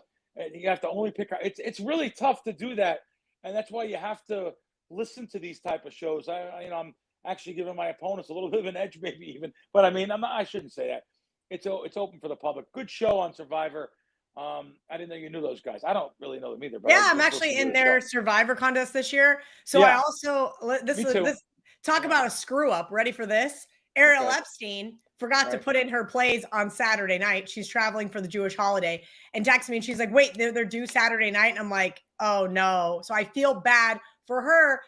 But the week prior, I log in Sunday morning and I'm like, why do I have the Bears picked and not the Lions? Why do I have the Bears picked and not the Lions? And sure enough, it's because I was on Splash the night prior, putting in all my picks. And I'm in so many loser pools that your job is to pick the loser. And so I must have been still having the Bears on my brain. Wow. I know. So I only have 2 entries left over there, but that is okay. That is a fun contest. Proceeds are going to go to charity. So hopefully I can win one, at least for bragging rights. But as far as this week goes, Crack, you mentioned you already used the Bills in 6 of your 20 in Circa. So what are you kind of looking at in addition to that? I think we have to make a nod towards Houston. 3 games. They had 3 opportunities to win. Couldn't get it done. 7-point favorites this week. I'm not going to lie. The Titans looked solid week 1, right? Week 1, I said, okay, if there was a couple of receivers that could have caught Cam Ward's passes, they could have upset the Broncos. But ever since, it's like the wheels are falling off on the Titans. Callahan, they're talking about how he's on the hot seat and they're ready to fire him already. I feel like Texans and Bills are going to be the 2 most popular picks. Then I want to go. I'm scanning down the thing. You're right. That's going to be the 2 most. And then I want to go Detroit. but boy, Detroit. did the Browns have a lot of fight in them. We saw week 1 versus Defense. the Bengals. Yeah. Yes, their defense. We saw week 3 versus the Packers. Yeah, week 2 versus the Ravens was just really bad offensively, but let's give a nod to the Ravens defense. I don't think that the Lions are going to lose that game, but I don't know if I'm brave enough to use the Lions here. Well, I guess it kind of depends on what happens tonight on Monday Night Football. Yeah, no, for sure. The Lions, even though they're a bigger favorite, you're looking at a Houston team that you're probably not going to be able to use them any better spot throughout the year than. By the way, I actually lean to the Titans with the points, but you're not going to be able to find a better spot. You have the Texans at home, 7-point favorites, even though they're 0-3. By the way, the Texans at home. 0-3 teams, they make the playoffs like 5% of the time. So this is a do or die. If you ever seen a must win, I mean, the Titans are also 0-3, but they're on the road here. They weren't expected to do anything pre-flop beginning of the season. That might be a good spot for that's. Even though I do like the Titans there, only a few moves, major line moves this next week. By the way, in football, the Titans were one of them. A small move on them. Vikings were definitely one. Maybe a couple totals here, nothing too crazy. One group released Cowboys Packers under, where I think that first of all, you have Cowboys Packers is a primetime game. It's going to be a lot of over money no matter what. I think you could have waited until later in the week for that particular game. That day, later in the week, that day even. Just going to give you a couple of the other moves. Rams Colts over was one of the other moves. That's the only thing really that moved early in the week. But listen, you have a 16.5-point favorite here with the Bills. That's going to be probably the biggest pick for a survivor of the year, I would say, would be the Bills. If you have the Bills. Like, people just picked the Bills Thursday night. So, I used them on a couple picks. Kelly, you used them on all your picks. Everything. Right? I just shoved my crack. Like I said, it was almost like a tilt thing where I was just like, I just need a stress-free Sunday at this point. And granted, Seattle was stress-free. I just didn't handicap the game that way. And that's just how it kind of works. Like, I'm sure my partners are like, hey, thanks for not let us use the only opportunity to use Seattle, Cal. And we could have used the Bills this week. I don't think the Bills are going to lose. But really, Bills off a Thursday night divisional game versus the Dolphins. Now they played the Saints. I got to look and see who they're playing in week 5. But look, have we seen this Bills team kind of, I don't know, sleepwalk, if you will? They play the Patriots next week. Nothing big there. Divisional game still. But sleepwalk over mediocre teams? Yeah. But do I think the Bills are going to lose that game? No, of course I don't. Yeah. Cal, I have a crazy question. These spontaneous things. So I told you I'm in Scranton, Pennsylvania. I'm heading back to Vegas today. But let me ask you, do you miss Vegas at all, even a little? Or when you go there, you just get it all out and come back and just can't wait to get back home? I actually can't wait. Home will always be New York and New Jersey for me, but I actually want to get back to Vegas. I've been on the road now for about a week, and I'm ready to go back to Vegas, though. It just there's things you miss about it. It's the betting, too. Some of the betting things. Oh yeah, I mean from a betting perspective, like a legal betting perspective, yeah, it's really nice to be able to have access to a lot of those books. Particularly, you and I talk about Superbook, even Day of the Game. Offering reduced juice in the NFL. Like those types of things are nice. I miss the restaurants and I miss the airport being able to just fly anywhere direct. Outside of that, no, right. I do not miss Vegas for 1 second. People call me and they're like, hey. We're coming to Florida. I'm like, cool, you're 4 hours away. Cool, I'm not coming to Disneyland. Oh, you're in Miami? Sorry, too far for me to drive.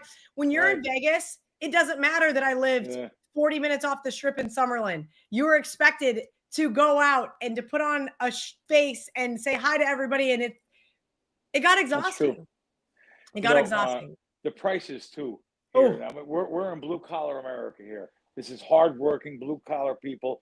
We went out for a steakhouse last night, and I couldn't believe the steaks were like $29. I was like, wait a minute, $29? What are you getting for this? I couldn't believe it. So Vegas is much more expensive on food, but however, still going to like a Starbucks here, it's the same thing. It's like $8, $7, and they turn the screen around to you. How much you want to tip?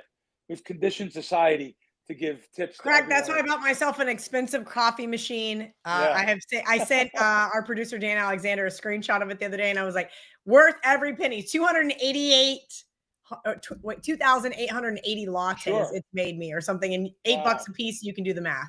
Yeah, no, it's amazing though. But I do love it. Do love to visit family, friends. I had to come back and do my taxes. I do an extension, so I came back there. Yeah, don't remind me. That's on my to-do list this week too. Yeah, you got to do it by October 15th. Great. This has been good. We covered some things and got some good things going on at WagerTalk. Appreciate you guys. To be blunt, if I didn't mention it, thank God, on fire the last couple of weeks.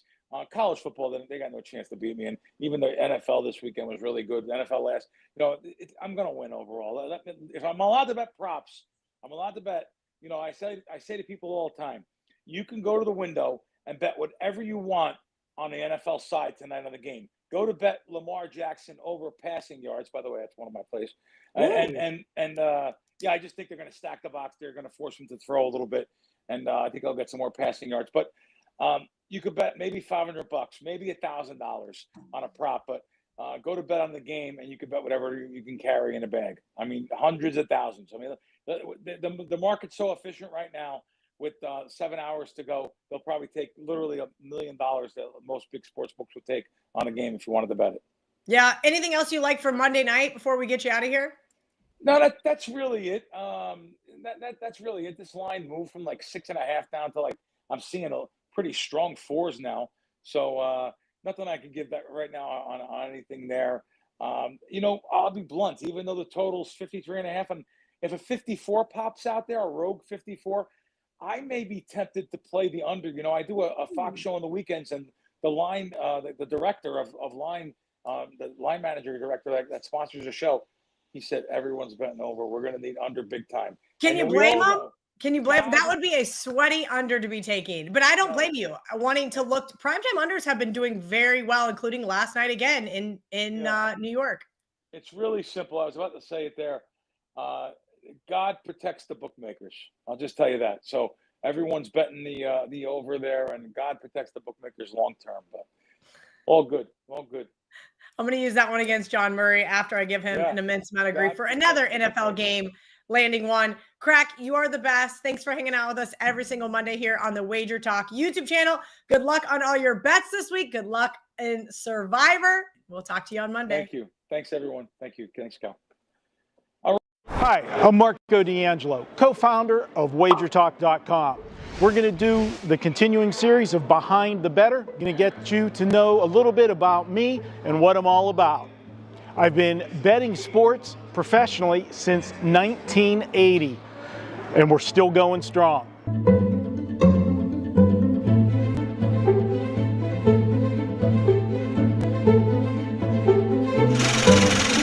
Is there a specific season that comes to mind is the best during my career? That is easy, and that's 2010 baseball season. We went an incredible 25 straight winners during the summer of 2010.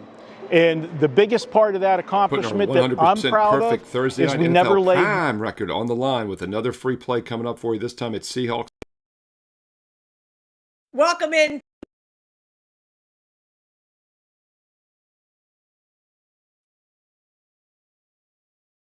Welcome, everybody, to the NFL. Putting our 100% perfect Thursday night NFL prime record on the line with another free play coming up for you. This time it's Seahawks Cardinals this Thursday night. Free winner with analysis right here, right now. Hi, this is Steve Merrill, WagerTalk.com, right back here on WagerTalk TV. And as I mentioned, we are perfect on the prime games. In fact, we're perfect overall in the Thursday night free play videos here. 4-0 this year. Gave you the Cowboys in week 1 and then the Packers and the under in week 2 in that first prime game. And then last week, never in doubt, Buffalo Bills get up and over their team total by half a point. But nonetheless, now 4-0 on Thursday games. And that last year, our prime Thursday night NFL plays hit over 70%, if you recall. So we've been dialed in on these weeknight national TV games, and we're going to keep it going for you. Each and every week, I'm giving you your spotlight games, Thursday night, Sunday night, Monday night football for free right here on WagerTalk TV. And hey, I'm mixing a lot of those weeknight college football games on Thursday as Friday as well. So if you're finding it useful, thumbs up like right now. It takes 2 seconds, and I will keep these videos coming. All right, this is a divisional matchup, of course, Seahawks and Cardinals, NFC West. And as I always say on these Thursday night videos, is that the road team is at more of a disadvantage. Both teams usually have 3 days of rest, but the road team loses a day because they have to travel on top of that. However, I also say quite often that the shorter week favors the better team. When there's less preparation time and both teams have just 3 days of prep, that normally gives the advantage to the better overall team. And I think that's the Seahawks in this game. And all things equal, I'd rather have the better overall team on the short week, even though they're on the road here.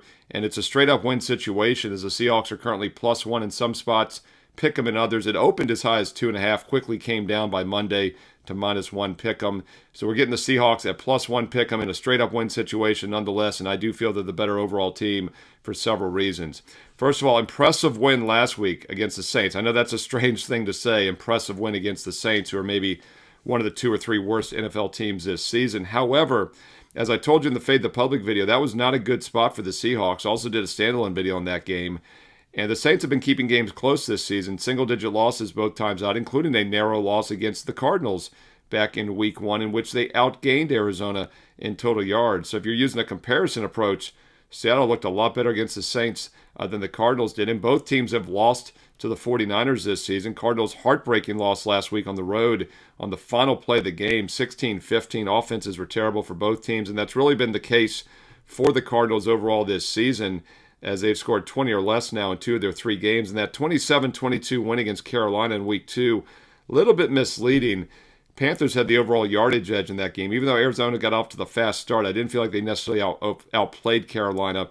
In fact, in all 3 games this year, the Cardinals have been outgained in total yards. So the 2-1 record, very fortunate. And the reason is because they've only turned the ball over once in all 3 games combined. If they don't keep getting the turnover edge, they're going to be up against it. Meanwhile, Seattle's turned the ball over 5 times this season, and they're still 2-1 straight up and against the spread. And they dominated Pittsburgh back in Week 2, almost over 2 yards per play advantage on the road, having to travel cross-country after that narrow 49er loss. And then, as I said, they came right back in what looked like a flat spot last week and won by 31 points. They're up over 20-some at the half. And that's important because they were able to rest some key players down the stretch, which is a luxury that the Cardinals did not have on the road, having to travel back home. And also, we got to point out that James Conner is out for the Cardinals. Their star running back, ankle injury in the 49er game last week. He is out for the season, which means that's a huge blow to what's already a very mediocre offense. Keep in mind, the last 2 seasons, he had over 2,000 yards combined in offense, over 1,000 yards in both 23 and 24. And he is their key offensive man in the backfield. He is out now, which means the younger Benson's going to get a lot of work. I think that's a disadvantage, especially once again on the short week. So while the Cardinals are the home team, I think the Seahawks, being the better team, the healthier team, have the advantage with just 3 days of prep for both squads. Hey, we'll take the straight-up win situation and play the Seattle Seahawks at pick 'em to +1, your Thursday night prime game on Amazon Prime at 8:15 Eastern. What are your thoughts on this game? Side, total, player props. What else are you looking at this week in the NFL? Hey, drop them below in the comments. I do truly read the comments and I reply back. I love the support here on WagerTalk TV. Let's learn and earn and win together, as I always say. And don't forget, if you want to get these free play videos, the minute they're posted, you of course can click subscribe, but more importantly, click the bell as well for an instant alert so you never miss out when a free play video is posted here, whether it's football, baseball, or basketball, from myself, Steve Merrill, right here on WagerTalk TV. Speaking of free plays, I try to give you the spotlight games, the Thursday night prime games, the Sunday, Monday night football games, the big weeknight college football games as well. And don't forget, I do have some weeknight Thursday night video, Army, East Carolina. There's 3 Friday games, including a big one between Florida State and Virginia. Those will be up this week as well. And then my huge college football top 25 video for Saturday, and then that NFL Fade the Public video, which, by the way, got over 28,000 views last Sunday. That was a record over the last few years since I started doing it. Thank you again for all the support. The thumbs up, likes, the quick comments below really do go a long way to keeping these videos plentiful and free here on WagerTalk TV. But I wanted to point out I also post a free play on my personal page each and every day at WagerTalk.com. And here's how the process works. I'm very selective with my personal best bets, the games that I am personally using each day, maybe 2 to 3 plays on average for all sports. They, of course, go out to every one of my paid subscribers. The minute I have a play that I'm using, I send it out, boom, and everybody gets it with detailed analysis. That last cut that's just a bit outside from being a best bet is still a pretty strong opinion, and I don't want to waste it, so I put it up for free for everybody to see with detailed analysis on my page on a daily basis. So if you're new to sports betting, if you're new to WagerTalk, if you're still building that bankroll, if you're doing your own handicapping, check out my page on a daily basis for that free play, that strong opinion, that last cut from my best bet card. And then, of course, when you're ready to get my official best bets, you want to pick up a direct subscription, well, now's the week to do so, as I have a very special promo code this week, which gets you an instant 30% discount off any all-sport, all-access pass you want. Whether it's a 1 day, a 1 week, a 1 month, a 1 year, every client gets the same plays I'm personally using, and right now you save 30% instantly with promo code ACCESS30, ACCESS30, ACCESS30, when you get any all-access pass, whether it's a 1 day up to a 1 year. By the way, the 1 day is a $39 all-access. You're going to save 30% off of that instantly. That's like a $10 instant discount. That's the price of one best bet is normally $25. You can get all my best bets on any given day with promo code ACCESS30. But of course, the real value is with the bigger packages, the 1 week, the 1 month, or the 1 year. Save big and do so this week with promo code ACCESS30. Hey, full details, including the promo code, are on my page. You don't have to memorize them. Go get the free play. Check out the best bets. Check out the special offers. Steve Merrill, WagerTalk.com. And of course, get there quicker with shortcut wt.buzz/SM. On the way out, don't forget to follow me on social media as well, at Steve Merrill, 2 R's, 1 L, MERRIL, at Steve Merrill on X and Instagram. And stay tuned here to WagerTalk TV because you know there's more free play videos, including a lot of these weeknight college football games, coming up next. Welcome, everybody, to the NFL presidential address for week 4. And my God, what a season we are having so far.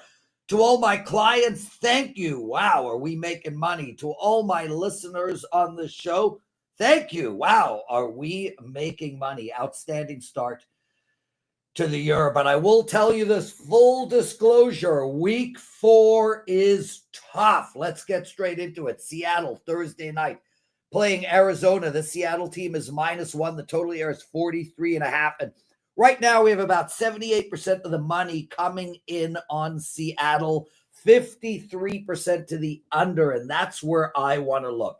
From a side perspective, this is a tough game. I mean, Seattle looked awesome against New Orleans, but that would have been the equivalent of, me looking awesome against the ugliest man in the world, say Dan Alexander.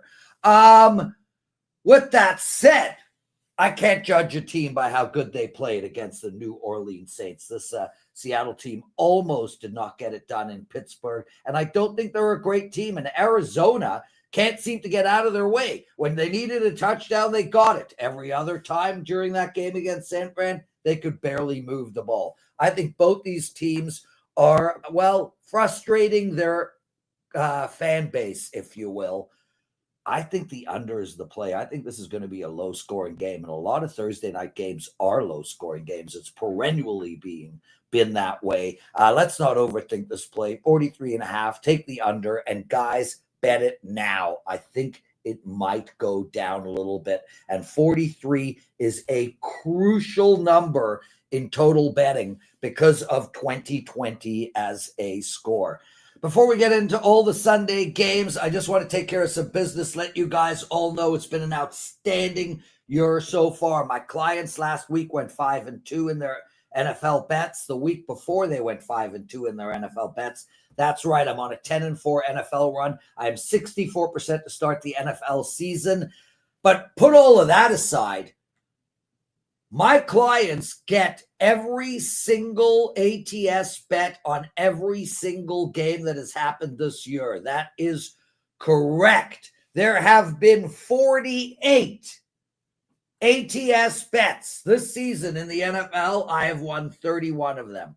I am 31-17 across the board in NFL bets. And if you buy my Sunday package, you will get ATS bets on every single game on the board. For the guys watching this video, it's been an outstanding run as well. So thank you for doing that. Hit the like button, everybody.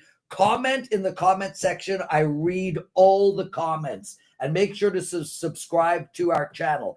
I want to give out a promo for you guys, and I've got a $1 promo coming up later. But right now, we have an all-access promo for you guys. 30 days of all my plays. And I am up. I have had 3 losing days in the last 14. That's right. In the last 2 weeks, I've had 3 losing days.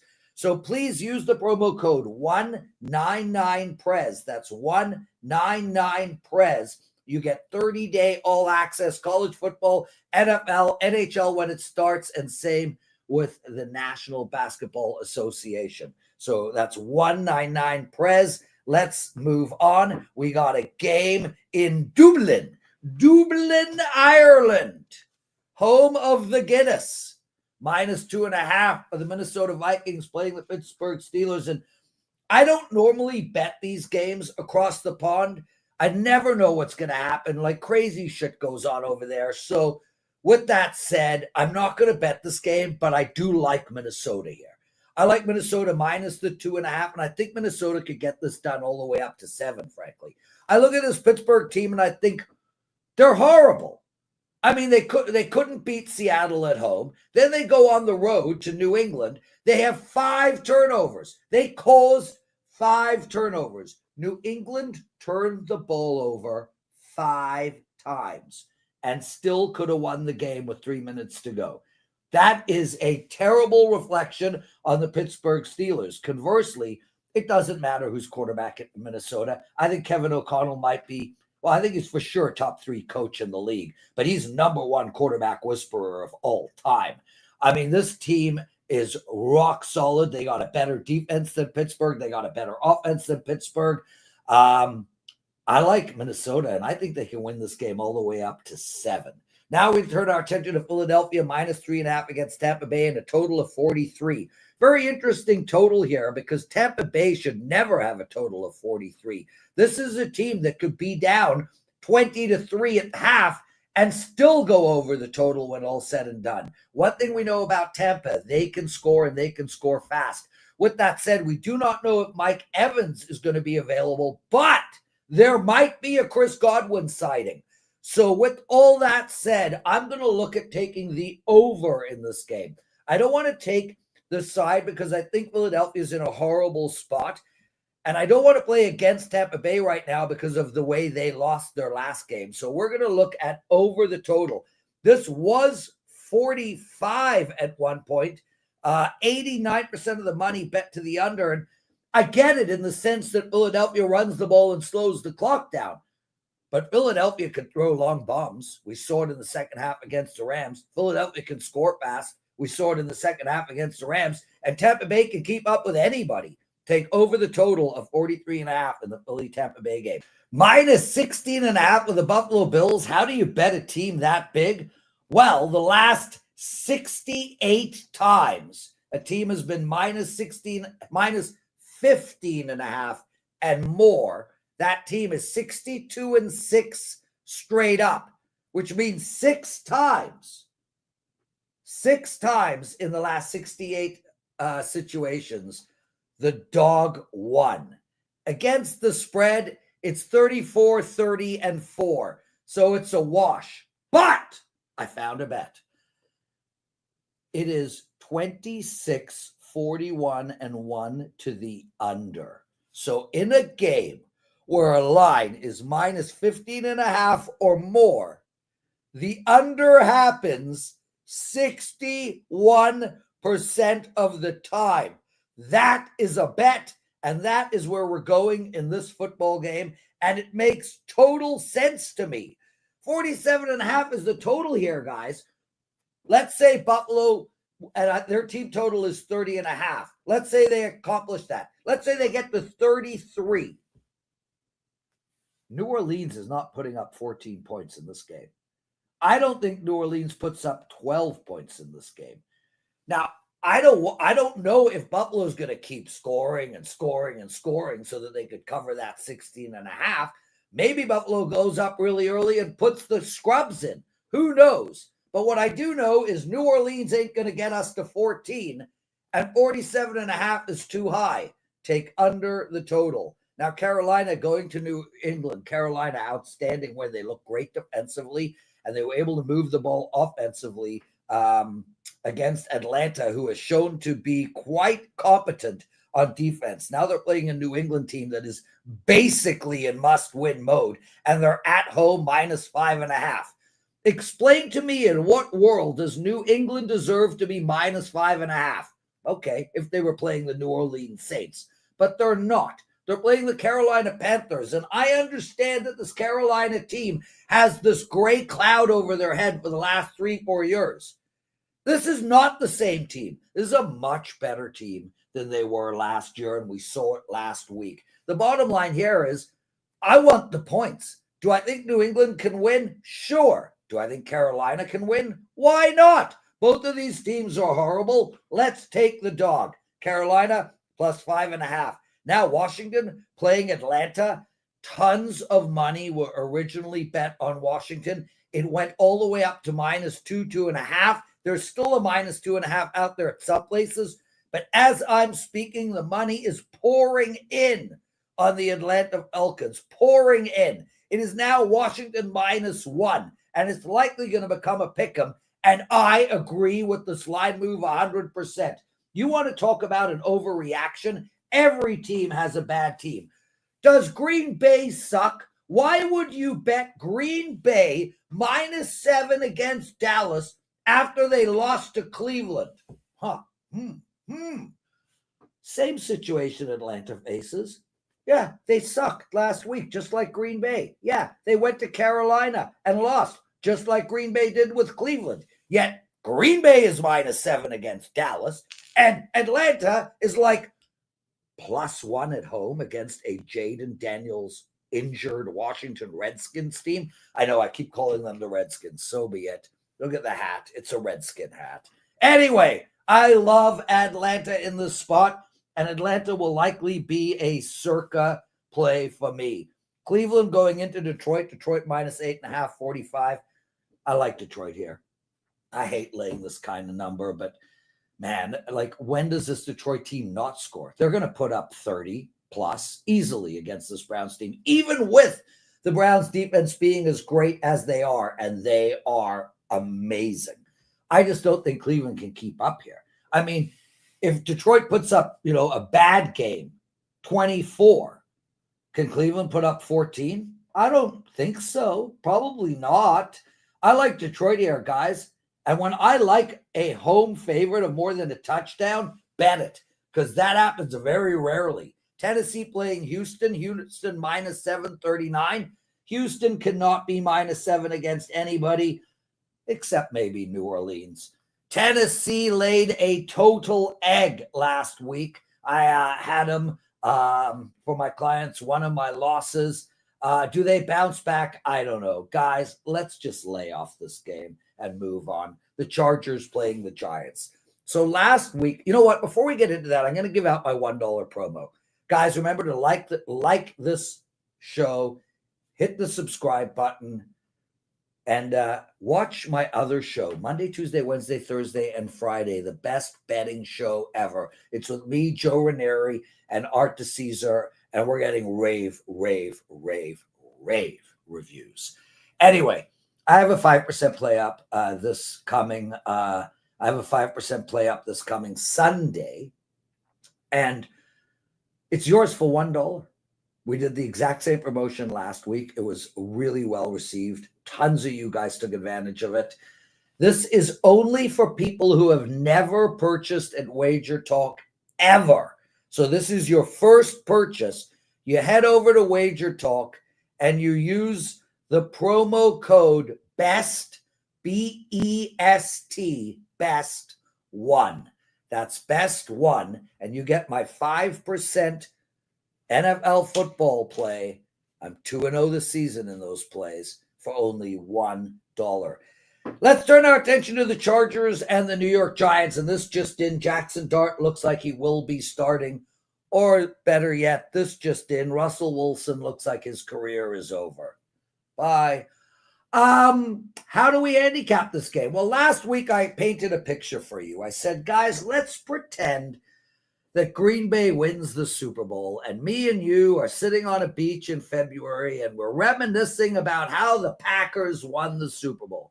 And I turn to you and I say, hey, remember back in week 3 when the Packers lost to the Cleveland Browns? Well, this is the exact same scenario. The Chargers can win the Super Bowl, and we will sit there and back in week 3 when the Packers lost to the Cleveland Browns. Well, this is the exact same scenario. The Chargers can win the Super Bowl, and we will sit there and say, guys, remember way back in week 4 when the Chargers lost to the New York Giants? This is a horrible, horrible spot for the Chargers. Are you kidding me? They have just played 3 division games in a row. 3 division games in a row. Now they are playing out of conference across the country, up north, against a New York Giants team that is playing well defensively, that now has a new quarterback that's going to add a whole lot of life to this team. This is a horrible spot for the Chargers. Take the New York Giants plus the points, and just like with the Cleveland Browns, sprinkle a little bit on the money line. Jacksonville playing San Fran. San Fran is now minus 3.5, total of 47. I like the under in this football game. There is no chance I am taking San Fran with a hook. This team is massively injured. But man, Jacksonville, 17-10 last week. This team is struggling to find consistent rhythm. San Fran is going to slow this game down to a crawl. How the hell is this total at 47? I love this play. One of my favorite totals of the week. Take San Fran and Jacksonville under. The Rams -4 against Indianapolis, 49.5. I like the Rams here, guys. Indy's a huge fade team for me, not only this week, but maybe moving forward. This team has basically played the New Orleans Saints 3 times in a row. And now they're a 3-0 juggernaut, ready to go on the road and take on the perennial playoff-bound LA Rams, coming off of one of the most horrible losses in their last 2 years. I don't think so. The Rams defense is going to shut Danny Dimes down. The Rams offense is going to find a way to score. -4 does not scare me. Take the Los Angeles Rams. Chicago, Las Vegas. This game's a pass for me, guys. I hate to say it, like Chicago pizza, I don't want anything to do with Chicago right now. I was wrong last week. Let's move on. Let's see what the Chicago team does this week. Same with the Raiders. Another team, Geno Smith, has done nothing so far this year. This is a wait-and-see game. Baltimore playing Kansas City. Baltimore -2.5. There are a few threes up there. 48.5 is the total. And I just want to throw one stat out at you guys. Baltimore has lost 2 games in a row, while the last time that happened was at the beginning of last season. For some reason, this team bounces back like nobody's business. Now they play a Kansas City Chiefs team. I don't think this KC team is the same team they were last year, or the year before, or the year before that. This KC team, go look at how well their defense is at stopping the run. The Chargers put up 100 plus. The freaking Chargers. They don't even run the damn ball. I understand Philadelphia put up some big running numbers, but Philly could put up running numbers on anybody. But the Giants, some dude named Scatabo, yeah, never heard of him. I know who he is, and he actually looks like a fun running back. But some guy named Scatabo put up like 1 million. The New York Giants were able to run up and down on this team.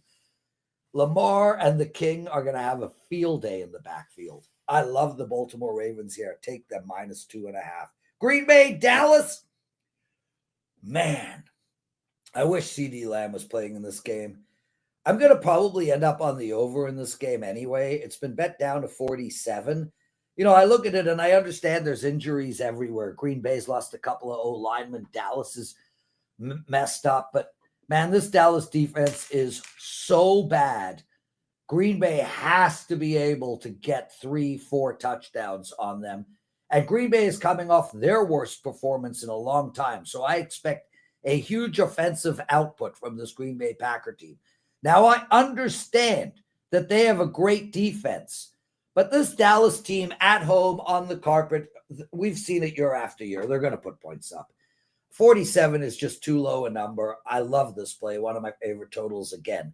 take over the total in the Green Bay Dallas game. Now, before we get into Monday night, really quick, hit the like button, subscribe to the channel, make sure to comment. Check out my daily videos with Joe Ranieri and Art DeCesar. It's a daily show about 30 minutes long. It's called The Best Betting Show Ever. And use the promo code BEST1 if you've never purchased from WagerTalk before to get my 5% play on Sunday for only $1. Now we get into the Monday games. We got the Jets plus 2.5 against Miami. I really like Miami here, guys. Miami showed a lot of moxie last week. They played very well against Buffalo, and they could have got out of that game with a dub. I think they are now have a long rest. I think they recognize that the season is not over for them, that there are weak teams all over the AFC, that there is a pathway to turn this around. And Miami has an absolute puff cake schedule for the next 3 games. Absolutely no reason this Miami team can't be 3-3 in a month from now. As for the New York Jets, this team is just bad. And I understand, like, when have they been good? Why would we expect the New York Jets to be good? There's no reason. I understand that they covered against Tampa Bay, but come on, man. That was leverage when he jumped over the guy. Total bullshit missed call. New York Jets should not have covered that game against Tampa Bay. So with that said, I like Miami. I also like in the Denver-Cincinnati game, I like Denver -7. Man, Bo Nix just really can't stop turning the ball over, and he's also missing a lot of these long bombs. But to Sean Payton's credit, they're making long bombs, and they are going to connect. And this Cincinnati D is horrible, horrible. Just like the Detroit Lions, I hate taking touchdowns or more in any game, but I just can't see Cincinnati keeping up. And Denver is, well, they got to win this game. I mean, this is an absolutely crucial game for the Broncos. They should have got it done last week. They could have got it done last week. I think we have an angry Denver Bronco team. I think they win by 10 or more. Take them against Cincinnati. That's it for the show, everybody. What a fun season it's been so far. I hope you guys are following my plays. I hope you guys are betting my plays. Let me know what bets you're making in the comments section and whether this show is helpful or not. Lots of love to all of you guys. I hope we all win together. That's the most important thing. Thanks for watching, and we'll see you next week. Welcome in to the opening line report. Kelly Stewart here on this beautiful Monday morning on the East Coast. Teddy covers there on a beautiful Monday morning on the West Coast. We're going to get right into it. This is a information show, guys. Remember, we are the opening line report. Numbers came out. I think I saw Circa tweet right before I went to bed after Sunday Night Football, their week 4 NFL lines. So I, of course, had to update my little survivor spreadsheet, Teddy, because that's just the kind of person that I am. So we're going to go over some of these opening numbers. We're going to compare them to your power ratings, maybe talk about what some of these lines were over the summer, and really start to dive deep into what we saw last week and what kind of tangible information we can use for this week. Ready to get into Monday Night Football before we get into week 4? Sure, let's do that. One a minor correction. I don't care what the lines were over the summer. The lines over the summer were those are based on off-season power ratings. What we focus on opening line report, of course, is the look-ahead lines from last week. So we see how much the one game affected the perception of these two teams, and that's the focus. So lots of powering numbers, lots of we could have a handful of emergency betting alerts this morning. So well, let me get ready. I'm very excited. I love those emergency betting alerts. We got to get on those swift and fast, and that's why we do the show bright and early on Monday morning. Let's get into Monday Night Football. The Detroit Lions, Baltimore Ravens. We've seen some interesting line moves here. Talk to me about, well, I think arguably one of the best teams in the NFC versus arguably one of the best teams in the AFC. Sure. And of course, we talked about this game last Monday, and I gave you an emergency betting alert on the Lions +6 because that line couldn't hold, and it didn't hold. We're looking at 4.5 right now. And it bottomed at 4, and then we've seen some Ravens buyback up to 4.5. And this, to me, feels a little bit like a sharp square divide game. The pros love Baltimore. They love Baltimore. Some of my friends are telling me that the Ravens are a field goal better than anyone else in the league. My powering numbers don't show that. My powering numbers say that Baltimore is one of the elite teams, and there's obviously 5-6 teams at the very top of the power ratings, but there are those in the markets that right now have Baltimore a field goal better than anyone, or close to a field goal, 2 to 3 points better than anybody. If they dominate tonight, maybe I'll have them in my power rating to that number, but currently I don't. So, and the markets obviously with opening at 6 and bet down to 4, and now we're seeing 4.5. That is pro money on Baltimore. Total seeing nothing but over money, and considering the potential potency of these two offenses, I'm not surprised. That said, at 53.5, I'm not sensing it's going to get a whole lot higher than it is. So. Urgency right now, no, this number is going to stick around 4.5, 53.5 between now and kickoff. All right, let's go to Thursday night football. Primarily the reason why I played the Saints yesterday. And we're going to get into that game and why it got away from the Saints rather quickly. But the Seattle Seahawks take on the Arizona Cardinals. San Fran sneaks out a win there over Arizona by 1 point. That was an interesting final result because, well, that's what I like to talk about on the Kelly Murray Show. Games that land one. It always is hilarious to me. Let's talk about Seattle. Now, Arizona is -1. Sure. And I'm tempted. Let's just talk about it. Look headline, Arizona -2.5, total of 45. My powering number says the Seahawks should be favored here. My powering number is Seattle -1. The markets have Arizona -1 right now, total 43.5. We haven't seen any movement on this total. I'm not anticipating necessarily any movement. We could see a little bit of under money, but nothing shocking. But from a side standpoint, I would not be surprised. So the Seahawks were a team that a lot of people hated this offseason. I'm one of them. We were against Seattle in my season win report, and I expected this team to go through some pretty ugly growing pains. And through 3 weeks of the season, Seattle looks better than people thought they were going to look, myself included. Sam Darnold looks very comfortable in that offense. What we're seeing with Cooper Kupp and Jackson Smith-Njigba and Torrey Horton, the 5th-round rookie out of Colorado State, who's been phenomenal for them. And he's a guy who was hurt his senior year. He dropped in the draft as a result. But yesterday, a 95-yard punt return touchdown. He looks like a star already. So they have wide receiver depth. Darnold's looked good. The defense has looked good for Seattle. And Arizona's offense isn't working right now. It's going to get worse with the James Conner injury. Now he's out for the year. We don't worry too much about running back injuries, but Conner's kind of one of those heart and soul guys for this team. And boy, that offense struggled against San Francisco. Multiple key drops, whether it's a Zay Jones drop that would have allowed them to run out the clock instead of punting back to San Francisco for the game-winning drive, or the Marvin Harrison dropped a touchdown pass, or the DeMarcado dropped a 3rd down pass that led to a field goal instead of a touchdown. The pass game's not working. The run game's not working. The offensive line's not controlling the flow. There are issues right now for Arizona. And of course, they missed a field goal again. That loomed large in a 1-point loss. 4.1 yards per play for Arizona. 1 for 3 in the red zone. These are ongoing problems. Calais Campbell won that game for Arizona on a safety, the holding in the end zone. And then they found a way to lose it. Certainly the short turnaround gives them an opportunity. But again, early in the season, we don't mind road teams in short turnaround spots. Not surprised at all if we see some Seattle money between now and kickoff.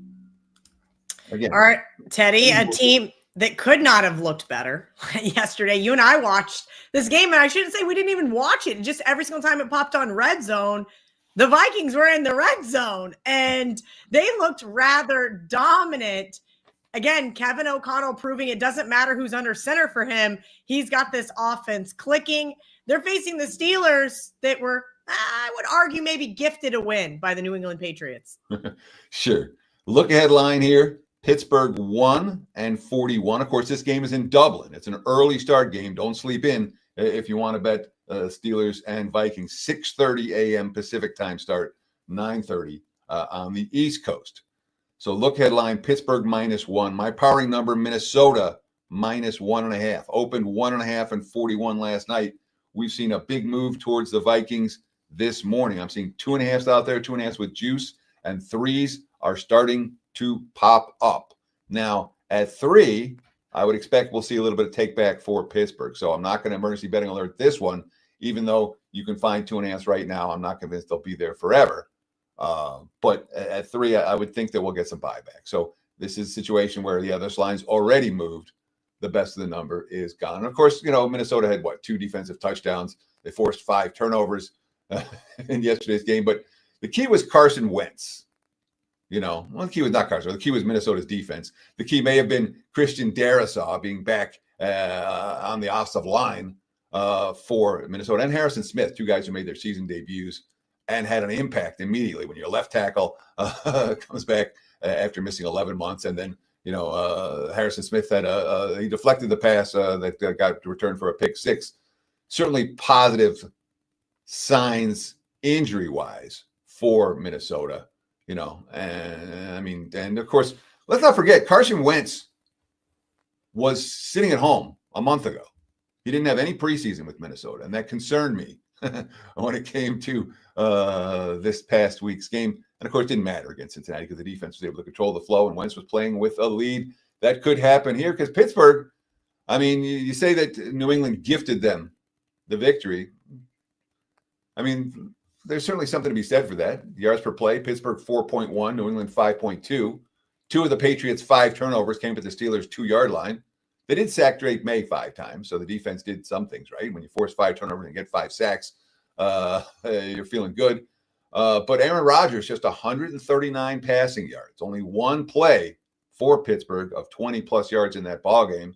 This offense is explosive, and let's call it how it is. Right now, Aaron Rodgers is not very good, like last year and the year before and the year before that. But he sure gets a lot of publicity. From a situational standpoint, worth noting, week 5 bye for Pittsburgh. This is their last game before the bye. We spent all this time talking about teams after the bye week, when in fact, before the bye week is often a better bet on spot for these squads. No one wants to go into 2 weeks off, especially 2 weeks under Tomlin, coming off back-to-back losses. So there's certainly something to be said for the effort for Pittsburgh. Worth noting also, Minnesota will play back-to-back games overseas. So they'll have the benefit of next week at this time, having stayed in Europe already. All right, let's talk about the Eagles headed to the Bucks. Teddy, hand up. Very, very lucky to cash that Eagles ticket with the Prez yesterday on End Zone Live. That was absolutely a crazy result. Teddy, when those types of results happen, what do you chalk it up as? Just bad luck? Do you chalk it up as things aren't going my way? How do you look at it and maybe not overreact for those at home that probably had the Rams, great number plus 4.5, things like that? So I had the Rams. My clients had the Rams. Last week, I had the Broncos. My clients had the Broncos. Week 1, we had the Cowboys and Eagles over, where they scored the first 8 possessions, 9 possessions, they fumbled the red zone, and then a lightning delay, and they never scored another point. What an awful trifecta. Yeah, that's a nice way to, and that's the difference between me starting the season 80%. I'm not a high volume player. If I didn't have those 3 beats, I'd be hitting 80% right now. Instead, I'm hitting 50% full, through the first 3 weeks. So what do? This is something that's worth noting. All right. It's true in poker. It's true in sports betting. It doesn't even out. If you're on right sides, you're going to take more bad beats than if you're on wrong sides. It's plain and simple. You might get some more lucky ones if you're on wrong sides, but you're on right sides, the bad beats are coming to you. It doesn't even out. That's it. We all get lucky wins. Sometimes we get stupid lucky wins, and we kind of forget about them when you go through a stretch where you can't win the close games that you're supposed to win. Like LA yesterday. It was pretty much a right side and found a way to lose, but it's the nature of the game. All right. I'm still pissed off about it Monday morning. That's why one of these things I like doing about this show is it's cathartic. You go through it, you get it out of your system, and you can look at the next week cleanly. But that loss is still affecting me today. It affected me all night, all day yesterday. So I'm glad you got a moment of enjoyment out of it with Prez. But it really freaking sucked when you had the right side the whole way, and it obviously didn't pan out that way. But they're going to happen, and the answer is, suck it up or don't do this. There you go. That is great advice. There's no middle ground. Betting is not for the weak-minded. There are issues for Philadelphia right now. By the way, talking about Eagles, we talking about Eagles Bucks? Is that where we are? Yes, that's where we are. All right. So look at line. Philly -2.5, 46. My powering number is Philly -1.5. The markets are at 3 for the Eagles. And 45 is where they opened. I'm seeing 44.5, the prevailing number. I'm not sensing it's going to go down any further. I'm not seeing any groundswell of Tampa money yet. Right now, 3 and 45/44.5 is where I expect it to stay for at least the time being until we get injury report stuff. Now, Saquon Barkley, we have to talk about Saquon Barkley for a minute. 3 games, he's averaging 3.3 yards per carry. Last year, he had 345 rush attempts in the regular season, another 91 in the playoffs. His previous career high came in 2022 when he had 295 in the regular season and 18 in the playoffs. This is an 8-year veteran with a lot of miles on those legs. And it feels, to me at least, right now, Saquon doesn't have the same burst. We're not getting the big plays from Philly's running game. And again, when you're 3.3 yards per carry, I mean, you're 18 of 46 yesterday, that is a concern. That being said, it's a concern for a team that's finding ways to win games. 3 of 3 in the red zone, and they only allowed 1 of 4 in the red zone. So that red zone efficiency on both sides of the football, and obviously the Jordan Davis blocked field goal at the end of the game. Philly's now 19-1 straight up their last 20 games. By far the best team in the NFL in that span. That being said, there are things to like about Tampa right now. In 3 games, the Bucs have trailed in the fourth quarter in all 3, and they've won all 3. And if you ask me, would I rather have a team that opens the season with 3 blowouts or 3 come from behind wins? I'll choose the latter anytime. Now that team builds confidence, whereas a blowout team, they get a little fat and happy sometimes. Look at Green Bay for an example. Baker Mayfield, quote, resilient group. We stick together, the whole team, and one part of it or phase is a little down. Others have to step it up and be there for you. That's what this team is all about. We support each other no matter what. Tampa, just 1 of 5 in the red zone. They had 14 penalties. They had a field goal blocked in return for a touchdown, and they still won the game straight up. They outgained the Jets by 1.2 yards per play.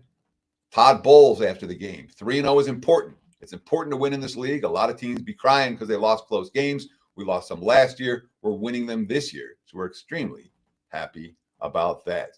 2 teams that are pretty happy about their early season performances.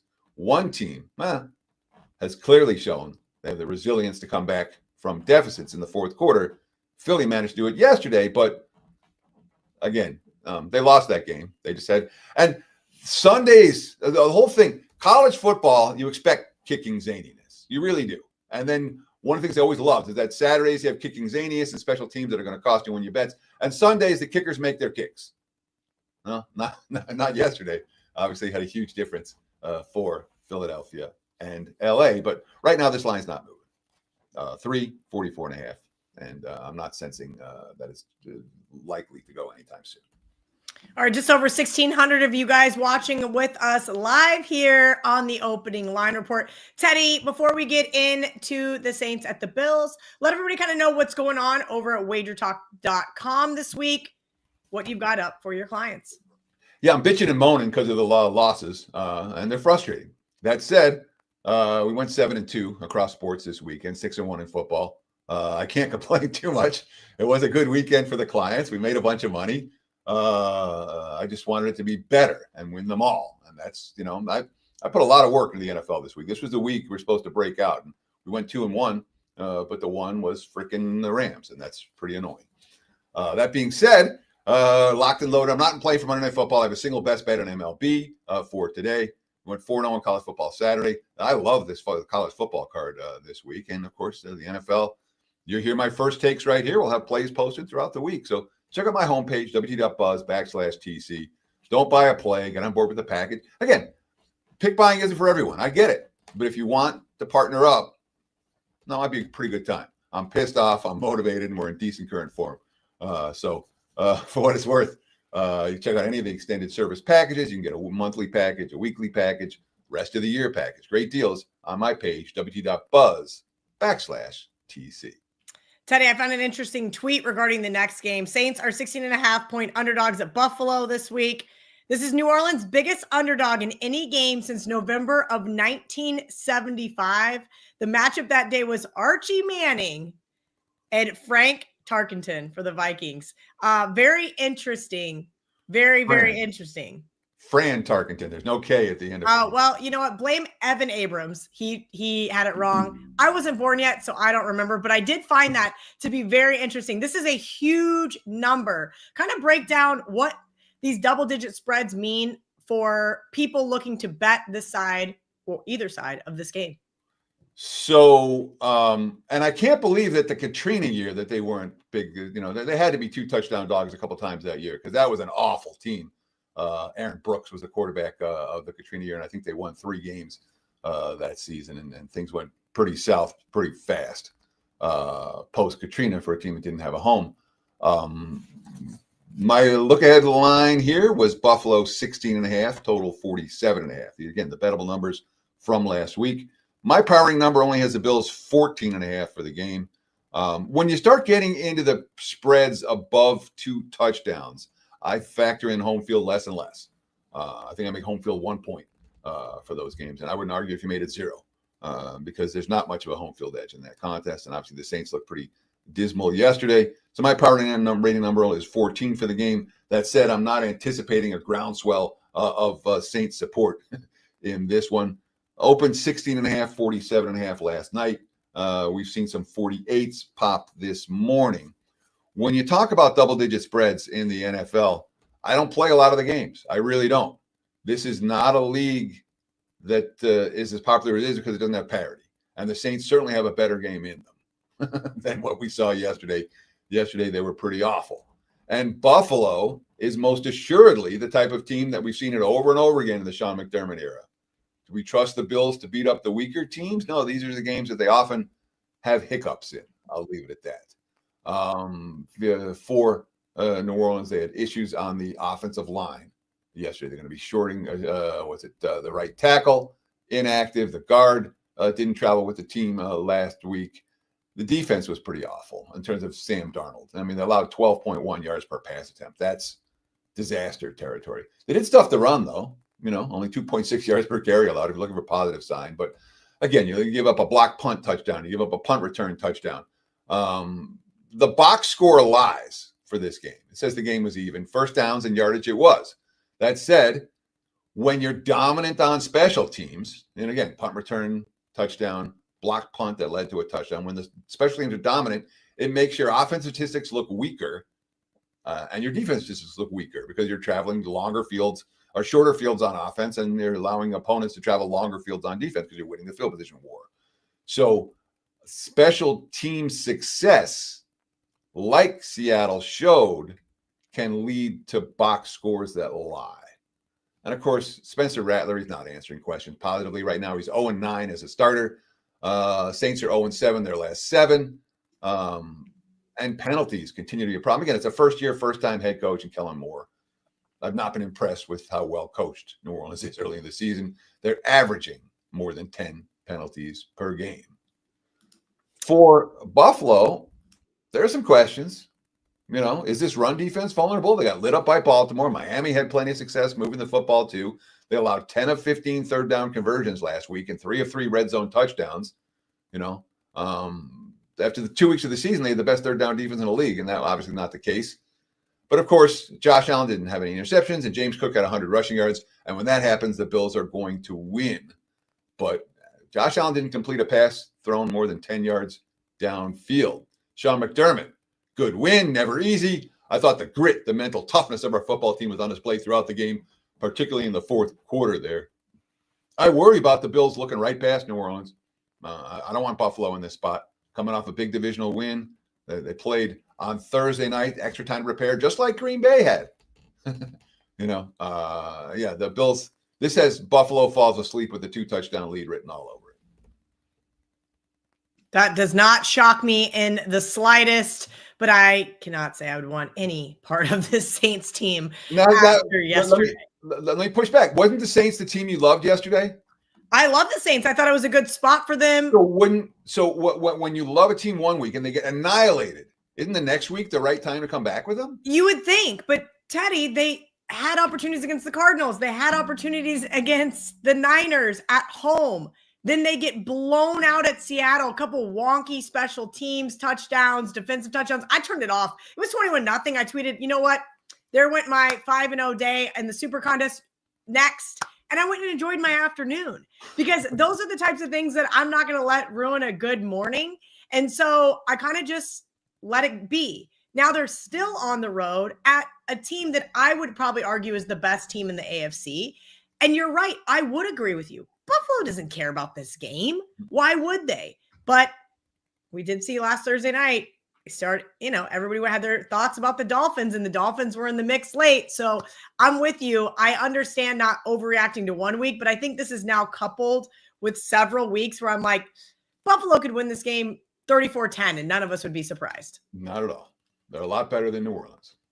And that's the unfortunate part here. Okay, let's talk about the Panthers. The Panthers spoiled a lot of Falcons survivor bettors yesterday, and the Patriots were a team I'm looking at survivor this week, and my partner's already texted me, absolutely not, you are out of your mind. And I said, okay, I was just trying to zig a little bit.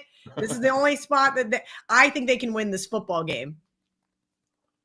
So look at line here, New England 545.5. My powering number is only 4 for the contest. Markets opened 4-44 last night.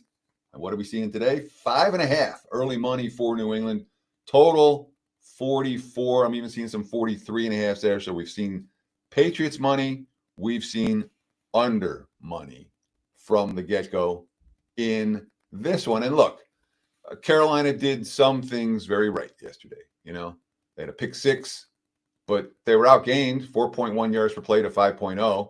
They had no rush longer than 8 yards, only one completion longer than 12. Bryce Young only 121 yards passing at 5 yards per pass attempt. Those are not good numbers. That said, they put a defense. Their defense came to play. First shutout since 2020, the most lopsided win since 2015. Quote, we were all fed up. Our bond is just so tight. We wanted to go out there and do it right. Bryce Young, we had an emphasis on urgency to start fast. The defense getting a stop right off the bat. The offense going down and getting a score. I think that was big.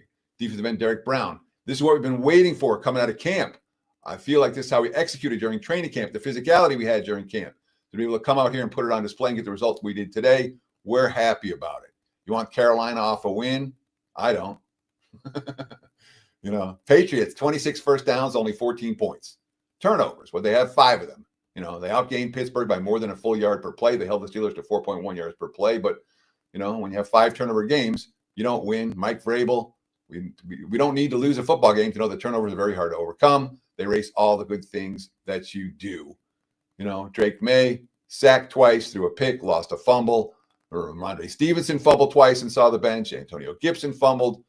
May, quote, just hurting ourselves. It hurts. It's one of those things that just kept piling on.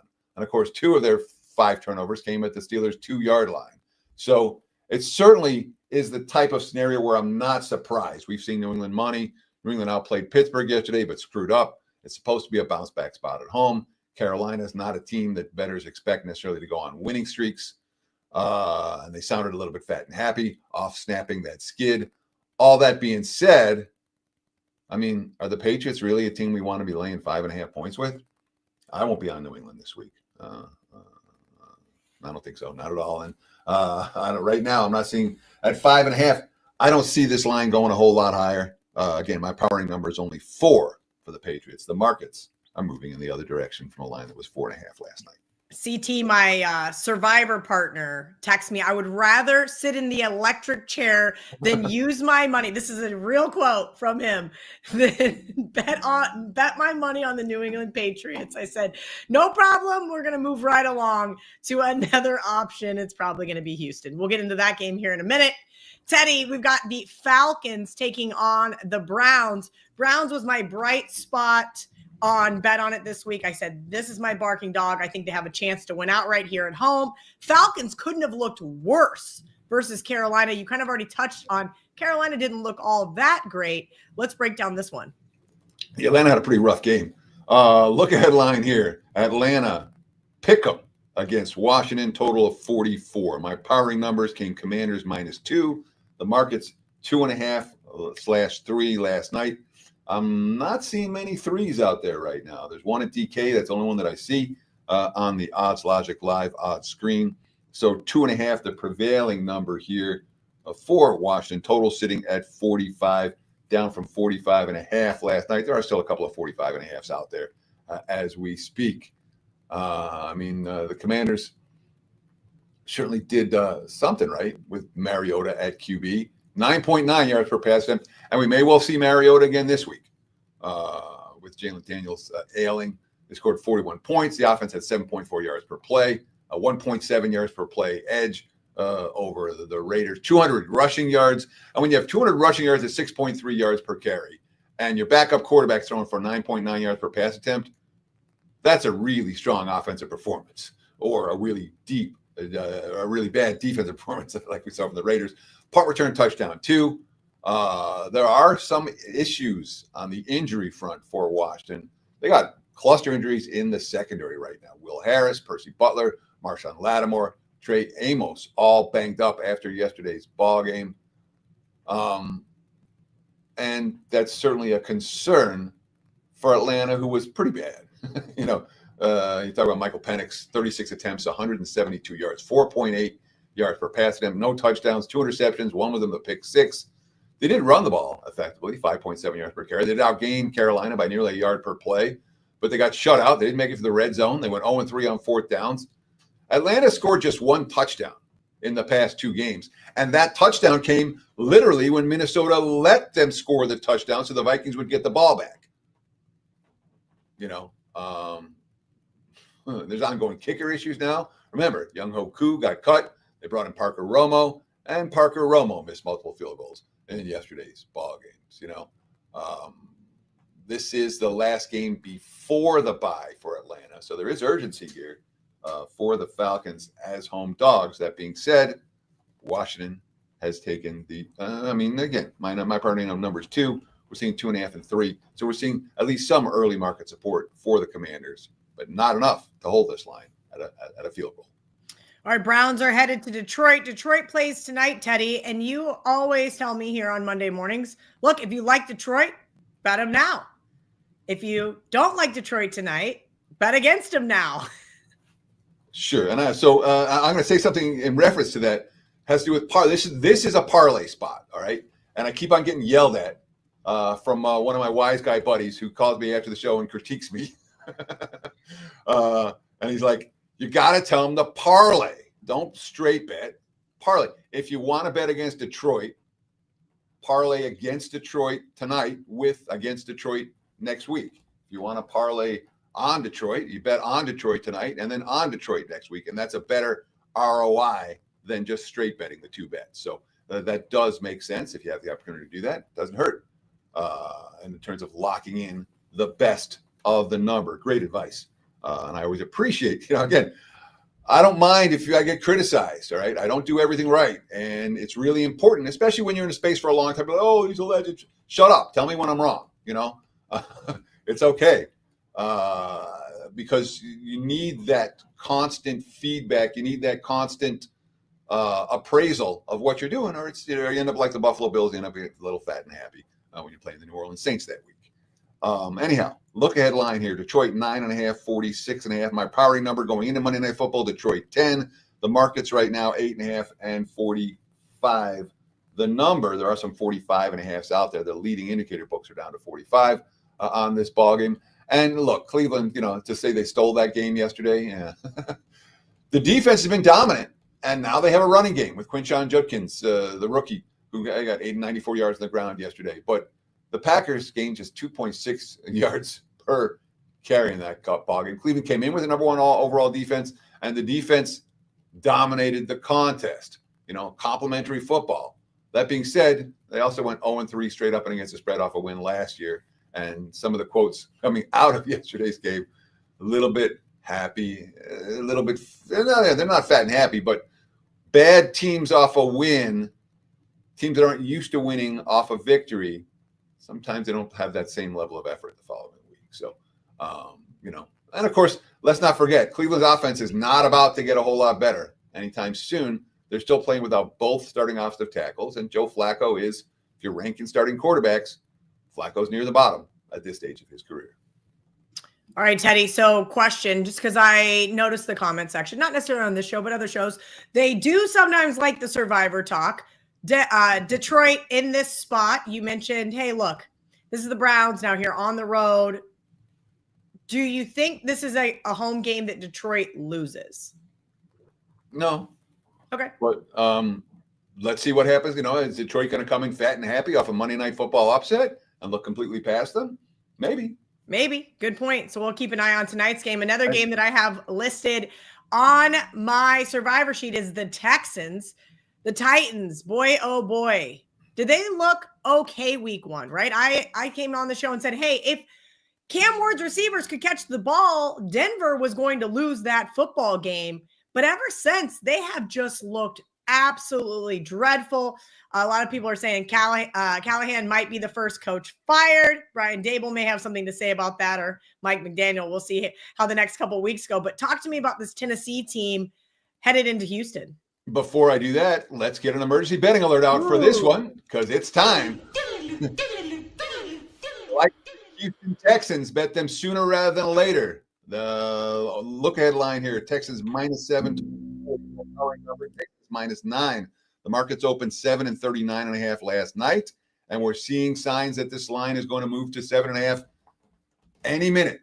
It's already moved to 7.5 in a number of books. So if you want Houston, there are 7s available right now. And again, my parting number says this line should be 9. This is circle the wagons time for a Texan. I mean, you want to talk about tough beats. The Texans have had 3 tough ones to open the season. They snatched defeat from the jaws of victory every week. Week 1, they had the Rams. They were driving for the game-winning score, and Ogunwale fumbled in the red zone when they were about to beat LA. That cost them the game. Week 2 against Tampa, the missed 2-point conversion, the missed sack on 4th and 10, and then allowed the game-winning touchdown with 6 seconds left. Week 3, tied 10-10. Nico Collins catches. It's a first down. They're under 3 minutes to play for the Jags 20. Houston's going to run out the clock and win that game. And then Nico fumbled. So they have literally snatched defeat from the jaws of victory in all 3 games. And, finger pointing at the coach, finger pointing at the quarterback. 3 straight games, this offense hasn't gotten to 20. Stroud, 599 yards and 2 touchdown passes through 3 games. New offense coordinator Nick Caley. This offense is going to work. Issues still on the offensive line. No run game to speak of. No receiver other than Collins has really stepped up. And, of course, we talk about laying a price with Houston. Last year they had 10 wins. 8 of them came by single digits. This isn't necessarily a blowout team. That being said, Tennessee is a blowout team, and that's on the negative. The offensive line's been overmatched, really has. And this is a mismatch when you talk about Houston's defensive front versus Tennessee's offensive front. Cam Ward's under constant pressure. Sacked 4 times, picked 6 in the first possession. Tony Pollard, only 2.8 yards per carry. Worth noting some of the quotes from the other team, from Indy, about Tennessee yesterday. This is Tennessee, 0-2 Tennessee team, where the head coach is already on the hot seat. He said the Titans looked sluggish during pregame warmups. We're like, they don't want to play today. And I think that's how we found our edge today. It's just mentally we thought we wanted to play more than they did. Daniel Jones from the Colts talking about Tennessee. Home fans booing. When you hear that and sense it, you try to take advantage of it. Worry about the chemistry on Tennessee right now. And certainly they've lost 9 straight games going back to last year. They're playing without 2/5 of their offensive line. Latham and Zeitler both hurt. And they had 23 penalties coming into yesterday's game. They had 8 more in yesterday's game. Really ill-timed penalties for Tennessee. I have the Titans and the Saints clearly as my bottom 2 teams in the NFL right now. And again, if you want to make money with bottom feeders in the NFL, September ain't the time to do it. Touche. As somebody who loves disgusting underdogs, I will not be on the Titans this week, Teddy. All right, fresh in our memory is how bad Russell Wilson is and the New York Giants. 2 interceptions last night, and I said, all right, I'm going to bed.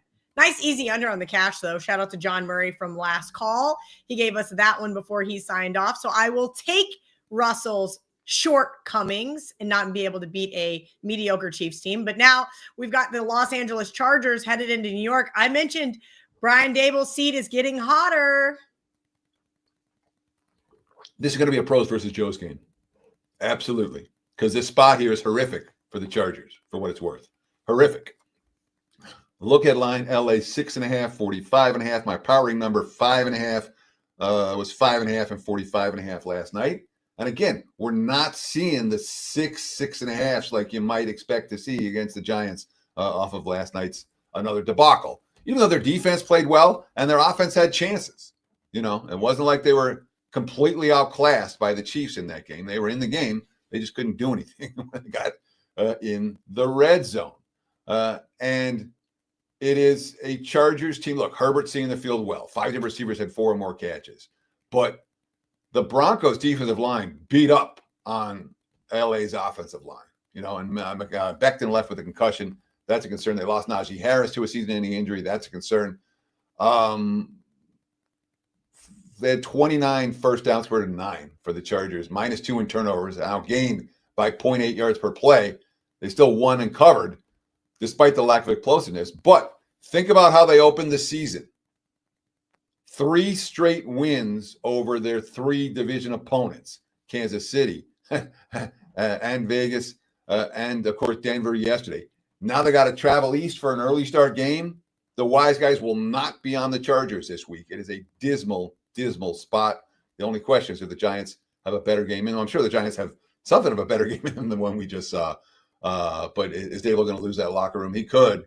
And, you know, when Russell Wilson gets to 1st and goal with a chance to cover late and then throws 3 passes out of the end zone and 1 ill-designed quarterback draw, doesn't bode a lot of confidence for the G-men moving forward. They have no public support this week. And again, the pros and Joes will be on opposite sides for this one. You can sense it already, even on Monday morning.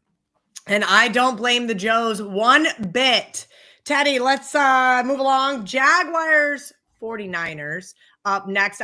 You talked about the Cardinals earlier in the show, and I mentioned this was a funny game to me because it landed 1. Cardinals had a shot to win it late. San Francisco was able to get the outright win. Jags looking more improved every single week. Talk about this matchup here and why maybe we should be looking at the favorite. I'm not going to tell you why to look at the favorite. I don't want the favorite. Look at line. San Fran 3 and 44.5. My powering number is 4. The market's open 3.5, 45.5 last night. And that's basically what we're seeing today. We've seen some over money for the Niners and Jags, 46/46.5, the prevailing number. It's not like Jacksonville's offense worked real well yesterday, 4.4 yards per play. They went 4 of 16 on 3rd and 4th down tries. They got stuffed on the crucial 4th down tries, and Texans should have won, but they fumbled it away. Brian Thomas had 3 more drops, and then he did have a catch and run on the biggest play of the game late in the 4th. This is worth noting. Last year, full season, 17 games, Jacksonville had a grand total of 9 takeaways. This year, 3 games, not 17, 3.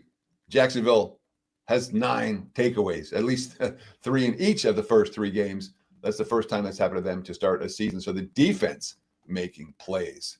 As for the 49ers, Nick Bosa's hurt. Brock Purdy's hurt. It certainly wasn't pretty yesterday against Arizona. Christian McCaffrey making catches, but as a running back, he's not breaking tackles right now. Ricky Pearsall was great in yesterday's game, but, they had a 1.6 yards per play edge, 5.7 yards per play on offense, 4.1 yards per play allowed on defense. A lot of positives from that win in San Francisco. That being said, they were a drop pass away from losing that game at home to Arizona. 49ers, not the type of team I'm excited about laying a price with right now. And Jacksonville, even though they really tried hard to snatch defeat from the jaws of victory yesterday, Houston did it better than they did. This Colts team has been really exciting to watch. I know Teddy said he was on the Broncos in that game, so we won't call them a true 3-0 team. They got bailed up by the refs there last week.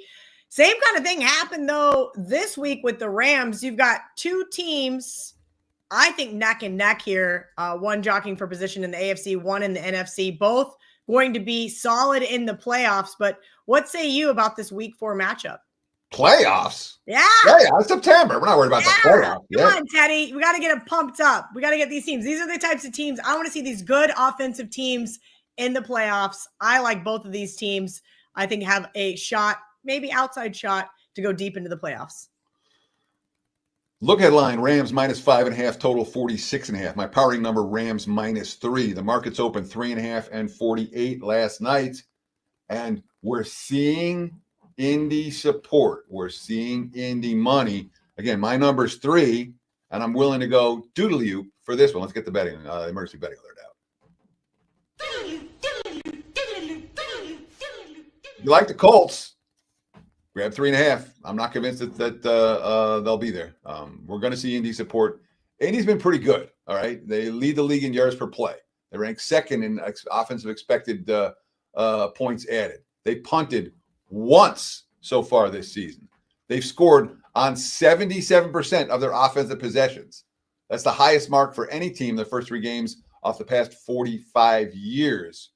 You know, they haven't won the division since 2014 when Chuck Pagano was their coach and Andrew Luck was their quarterback. I know the combined record of the teams that they've beaten is 1-8, but LA, how good, you know, LA should have won yesterday's game, but Stafford wasn't sharp. They settled for field goals, and they've got significant injuries on the offensive line. Multiple injured, hurt in that ball game, which was at least part of the reason why Philly was able to block 2 fourth-quarter field goals and return the second one for a touchdown with zeros on the clock in that ball game. When you have cluster injuries on the offensive line, Indy's strength is in the trenches. That's a concern for LA this week and potentially moving forward, especially with a QB like Stafford, who isn't going to be able to scramble away from pressure. All right, here is a Bears team coming up, Teddy, that maybe it was finally that they played Dallas's defense, that they looked good. Is that what we're missing here? The Bears are taking on the Las Vegas Raiders. Our producer JH texted me. He goes, say something nice about Caleb Williams. And I said, I have the under. If he could stop throwing touchdown passes, that would be great. And it worked out well because Dallas looked offensively inept. Kind of break down this one. The Raiders opening up as favorites here shouldn't surprise anyone, but I'm not going to lie. At first glance, I thought, oh boy, the Bears are going to get a lot of support. Look at line here. Raiders 2.5 and 47. My powering number comes pick 'em for this ball game. The market's open 1 and 47. The 47s are gone. The 47.5s are mostly gone. 48, the prevailing number. There are still some 47.5s out there for this total. And the markets are looking at the Raiders right now as an over team based on their defense. But then again, given the Raiders' offensive line issues, maybe they're an under team in that sense. The offensive line basically got destroyed yesterday. Gino got sacked 5 times. Gianni got hit in the backfield. He had 17 carries. He got hit in the backfield 11 of those 17 carries. The defense basically got destroyed. They faced a backup quarterback at only 4.6 incomplete passes. Allowed 9.9 yards per pass attempt, gave up 200 yards on the ground, gave up 7.4 yards per play. The special teams got destroyed. They gave up a punt return touchdown. They didn't do anything right yesterday. You know, Pete Carroll, I have to do a better job. It's all 3 phases, so it's me. I have to do a better job managing our return. Home field edge for the Raiders. I'm telling you guys, there will be as many Bears fans as Raiders fans in that venue at Allegiant Stadium this coming weekend. Maybe more Bears fans than Raiders fans. So it is not it's a home game that Chicago has to travel. The crowd support, not so much. The Bears week 5 bye, so last game before the bye. Caleb Williams was brilliant yesterday. 10.6 yards per pass attempt, 4 touchdowns, no picks. 4 different receivers caught passes of 30-plus yards. They still couldn't run, only 3 yards per carry, and they were +4 in turnovers. And, of course, this team is fat as happy as it gets after the win. Worth noting, Caleb Williams' quote versus Ben Johnson's quote. Williams, quote, it's awesome. The trust and belief and hard work and just all of it together to be able to have that hard work, this historic organization, have this moment. It's really important. Ben Johnson, it'll be fun for tonight, and then we'll be back on to the next one. We're behind the 8 ball here, 1 and 2. We've got to get back to 500. So Johnson trying to get the team to focused. We'll see if that actually plays out. But like I said, the crowd support will be there for Chicago, even here in Las Vegas. All right, Ravens play tonight, and then Sunday evening, well, afternoon, I guess I could say here on the East Coast, they play at Kansas City.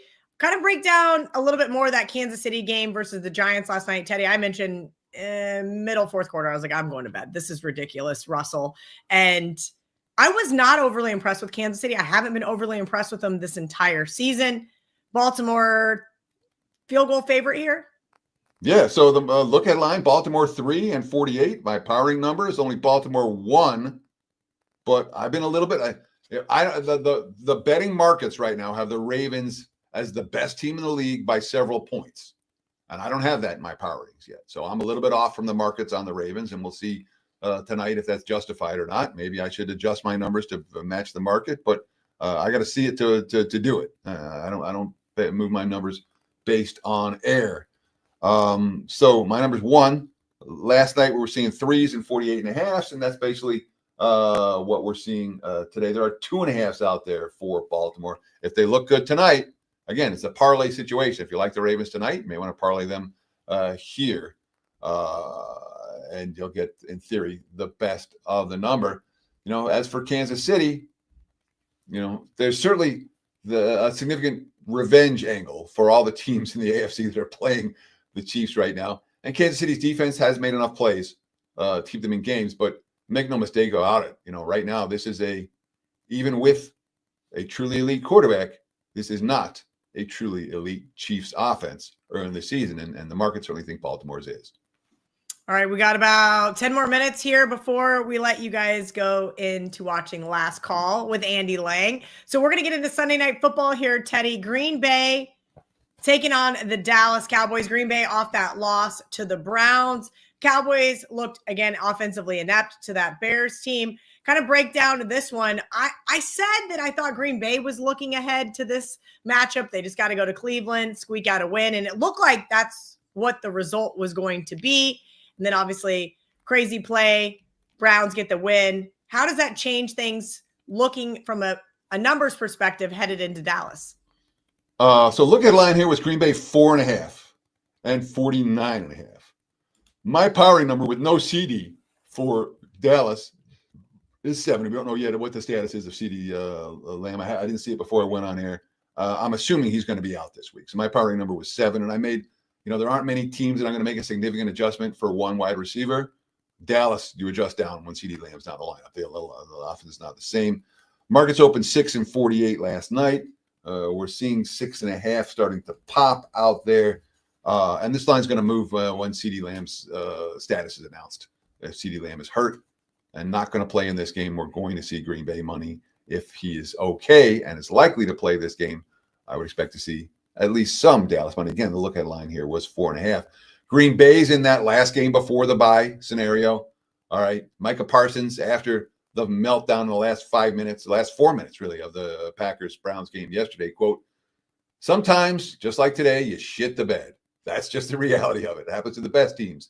Even the best Super Bowl champs make mistakes, and they pay for it early. You go back to the history of the champions who've won, they played, and the games they should have won, it's just that competitive. So, the Packers, Jordan Love, ill-timed first interception since last November, and it wasn't a good pass. Josh Jacobs, 16 for 30. There was no running room. 14 penalties, 3.8 yards per play. 10 penalties in the fourth quarter of that ball game. 10 penalties in the fourth quarter, which is the most in the modern era for any team in any quarter. They lost 2 starting offensive linemen, Zach Tom and Aaron Banks. That's a concern here. And Dallas is coming off a -4 turnover game.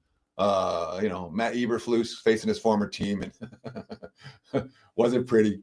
Brian Schottenheimer, quote, "This can be a humbling business. If you don't take care of business, you don't play well, you're not going to win. We got to stop giving up big plays on defense. We got to stop turning the ball over on offense. It's a bad formula." First year, first time head coach. CD Lamb is hurt. He's getting an MRI today. Trayvon Diggs and Kenny Clark got banged up. That's a key piece of the secondary, key piece of the defense. And this defense has been awful. Let's not make it. Russell Wilson threw for 450 yards and 3 touchdowns against them. All right. Caleb Williams couldn't do anything against Dallas defense. He could.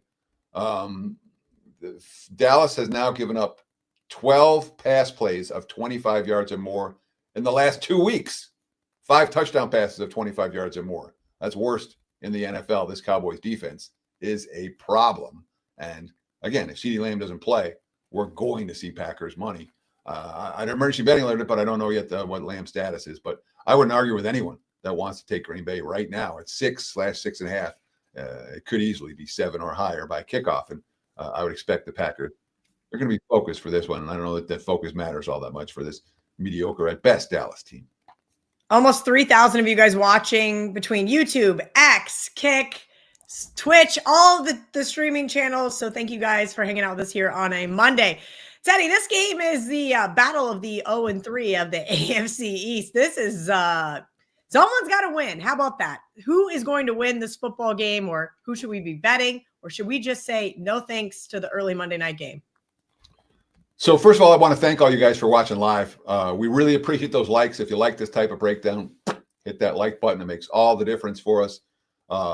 Comment below.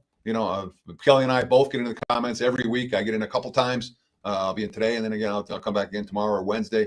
And I try to answer every single comment or respond to every single comment. So I really appreciate those comments. Thank you. And of course, if you haven't done so already, what do we have? 220,000 of you who have subscribed to the WagerTalk YouTube channel. Get instant alerts every time these videos go live. Join the channel, WagerTalk TV on YouTube.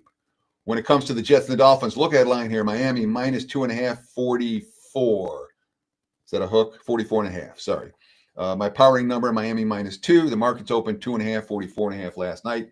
And that's pretty much what we're seeing today. There are some threes popping up for the Dolphins. And obviously two teams that are struggling a fair bit in early season play. Tyrod Taylor's not good. All right. And Tyrod Taylor and the pantheon of backup quarterbacks, we know his name because he's been around so long, but Tyrod Taylor doesn't guide teams to victory. And that game's 23-6 in the fourth quarter. They had a blocked field goal return for a touchdown. Instead of Tampa up 9, it's the Jets up 1. And the D still couldn't hold it, even after a play like that. Aaron Glenn, there's no such thing as moral victories. We got to work next week. Look at the things we need to fix. We're going to hone in on that. They were outgained by 1.2 yards per play, only 4.2 yards per play on offense in that ballgame. Sauce Gardner got hurt in that game. Quincy Williams got hurt in that game. And this is not a defense that can afford a whole lot of injuries. As for Miami, how much of it's Tua's fault? Tua takes all the blame for this. And of course, untimely interception cost him a chance to win. He's done that plenty. That came with Miami down by a touchdown, facing 1st and 10 on the 21, and it's a first down interception. That's tough. But he didn't have the roughing the punter penalty that changed the game completely in the fourth quarter. He didn't get sacked on 34 dropbacks, only 4.3 yards per pass attempt, though. No big plays for Miami, no play of 20 yards running or passing. They were able to convert in the red zone. They were able to convert on third downs. They rushed for a season-high 116 yards, but the defense has given up 30-plus in all 3 games. The Dolphins have allowed opponents to score on 18 of 23 possessions this season, not counting kneel downs. Those aren't the type of teams I'm excited about laying a price with. Mike McDaniel, quote, "I'm never proud off a loss. We came here to win. I refuse to take moral victories, but it wasn't good enough, so that's where I'm at." I'm not sensing that this line's going up, this total's going up. Again, we're seeing a couple of threes popping for Miami, but I'm not convinced they're going to hold it. I'm not convinced the markets are excited about laying a field goal with the Dolphins. 2.5 still the prevailing number. All right, Teddy. Second leg, 8:15 Eastern here on Monday night. We've got the Broncos. Oh, that was an interesting result. I know the bookmakers were not very happy that the Chargers were able to win that football game by 3 specifically, but then the Bengals, we got Jake Browning, 5 interceptions on the season. I think a lot of people thought in that Jags game, hey, we're going to be just fine without Joe Burrow. Not so sure anymore. Yeah, Minnesota's defense is pretty good, but Cincinnati was a no-show in that game. Look headline here: Broncos -5.5 total, 45.5. My powering number: Broncos -6.5. The market's open 7.5 last night.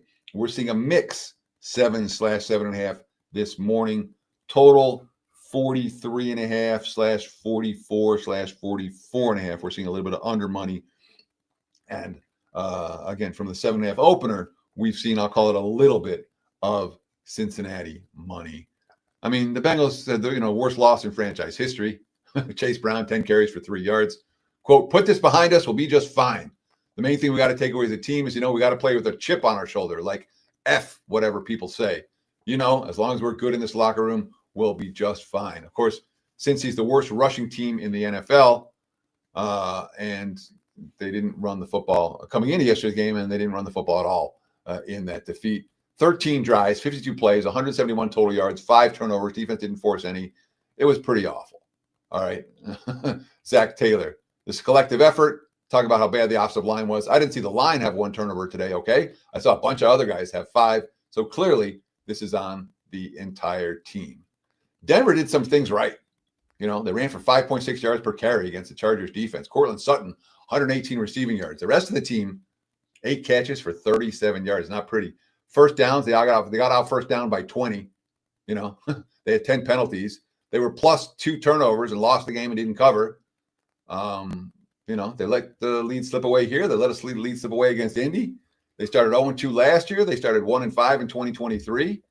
Sean Payton, not winning many fans right now in Denver. As far as coaches and good coaching jobs this year, Sean Payton not getting a whole lot of awards from this bettor early on.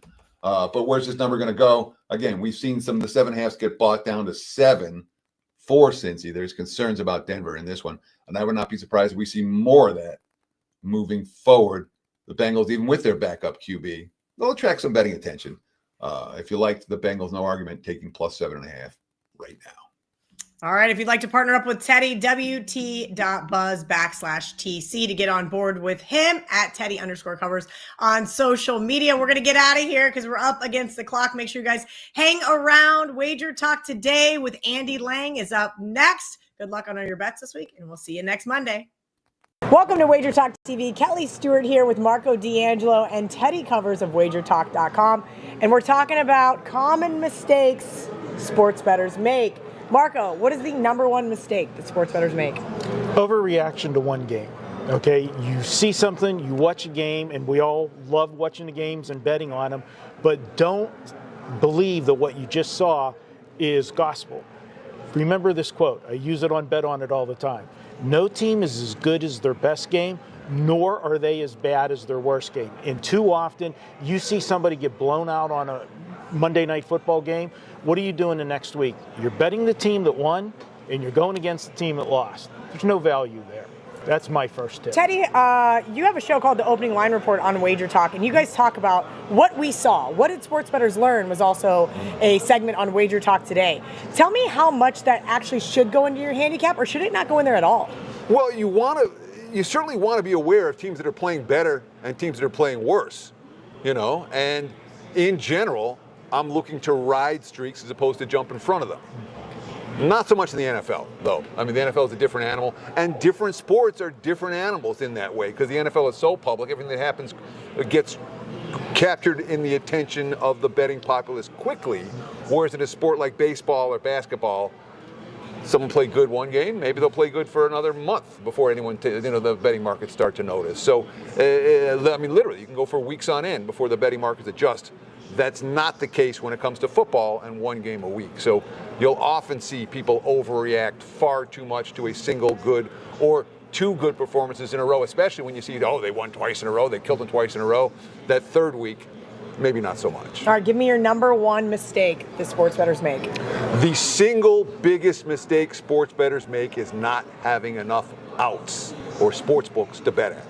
And I see this people all across the country where they have 12 legal sports books in this state, and 8 in this state, and 7 in that state. You need to have an account with each and every one of those books, and that account needs to be funded. I moved to Las Vegas specifically because, guess what? I can bet here, I can bet there, I can bet there, and they all have different numbers. People say, how do I lose?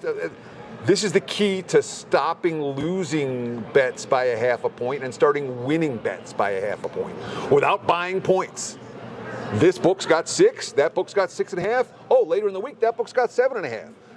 You can find that variance from book to book. And all you got to do over a course of 100 wagers, turn 2 losses into pushes, turn 2 pushes into wins. You'll be stunned at what that does long-term to your bankroll and your winning percentage. And that's what having outs means. That's funny because when I first moved here, I worked for a little company called Don Best, and you had to pay a lot of money to get that information. Or your option was to go sportsbook to sportsbook to sportsbook. Sure. And look, the WagerTalk's got a great product, the Odds Logic Live Odds screen. It's fantastic. Get a free 7-day trial right now, oddslogic.com/Teddy, and you'll see what we're talking about. But, yeah, I got it in. Yeah. But it's a good product. I have no problem. I like promoting it because it gives you in real time all of these sports books and the current numbers, and you see stuff. Hey, the market's starting to move. I better make this bet right now. Oh, the market's moved this way already. I can wait till later in the week to do this. And oh, this book's got a 6. This book's got a 6.5. This book's got a 7. If I'm laying, I'll find the book and lay with the 6. If I'm taking, I'll take the book with the 7. And you don't have to open up every app. It's all right there in one place. It's a really valuable tool having a live odds screen. Again, oddslogic.com/Teddy. Free 7-day trial. Kelly, another thing to do, obviously the outs, but also the VIG. Different books offer different VIGs. And right here at the Westgate where we're filming today, they have a lot of times reduced juice. It's a course of a season. You save 2 cents, $2 on every $100 wagered. That's going to add up on course for losses. But here's a homework assignment. We talked about those half points. Next football season, sit down, get a ledger. Every game that you lost by a half a point, write it down and see how many there are at the end of the season and how that would have changed your season if you pushed that half-point loss. Sure. And we talk about the half points.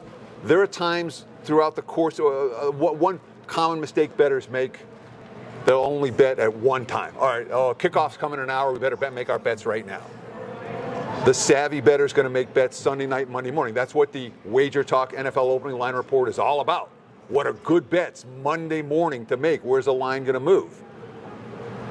So a better, or one of the mistakes that many beginning bettors make is, I'm only betting at this specific time. If you want to do this at a higher level, at a professional level, you have to be ready to fire away from the minute the lines come out, basically until the minute they close. That goes back to an earlier video about bankroll. And the reason some players don't do what you're saying, the correct thing is, they don't have the bankroll to bet a game on Monday and have their money tied up till Saturday or Sunday. They want their money so that they can bet the Monday game, the Tuesday games, the Wednesday games, the Thursday games, and they're going day by day. Again, treat it like a business. Yeah, listen, we know NFL, you don't want to be betting the closing number, generally, right? Well, if you're playing contrarian, you do. Well, this is what Teddy's reading my mind over here. But what I've seen more consistently as of late here in Vegas, they have house players. Somebody comes over from the casino, wants to bet $500,000 2 hours before kickoff. Sportsbooks are getting called from the casino manager saying you got to take this bet. They lost $1 million on the blackjack table last night. And then things start to really change. So you're right, Teddy. Marco, you said this as well. Most of my bets are in before we start bet on it, the show on Wednesday. So Wednesday, let's call it noon Eastern. But sometimes, and as we've started to see the shift with more people getting involved in the marketplace, that's no longer the case. Can you kind of touch on that just to kind of put a bow tie on the line shopping? Well, sure. So when you talk about what numbers are available, and Mark, you talk about write down every game that you lost by a half point all year. You'll often consistently see lines move a point, 2 points, even 3 points without an injury, just based on how the money has come in. And of course, those opening numbers that come in are often, this book will hang a 2, that book will hang a 6, and the market will decide which book is right. And usually they tend to come together. So I don't know if that answered that put a bow on it at all, Kelly, but that's the point I was trying to make. Marco will put a bow on it. I think Marco can, but I do think this, Marco, because there are thresholds of where I'm looking, right? Let's use college football. I'm looking for underdogs, outright underdog winners. A team may be 4.5, and I'm just like, I'm not really that interested. I do like them. I do think they have a shot to win, but I'm looking for that touchdown underdog.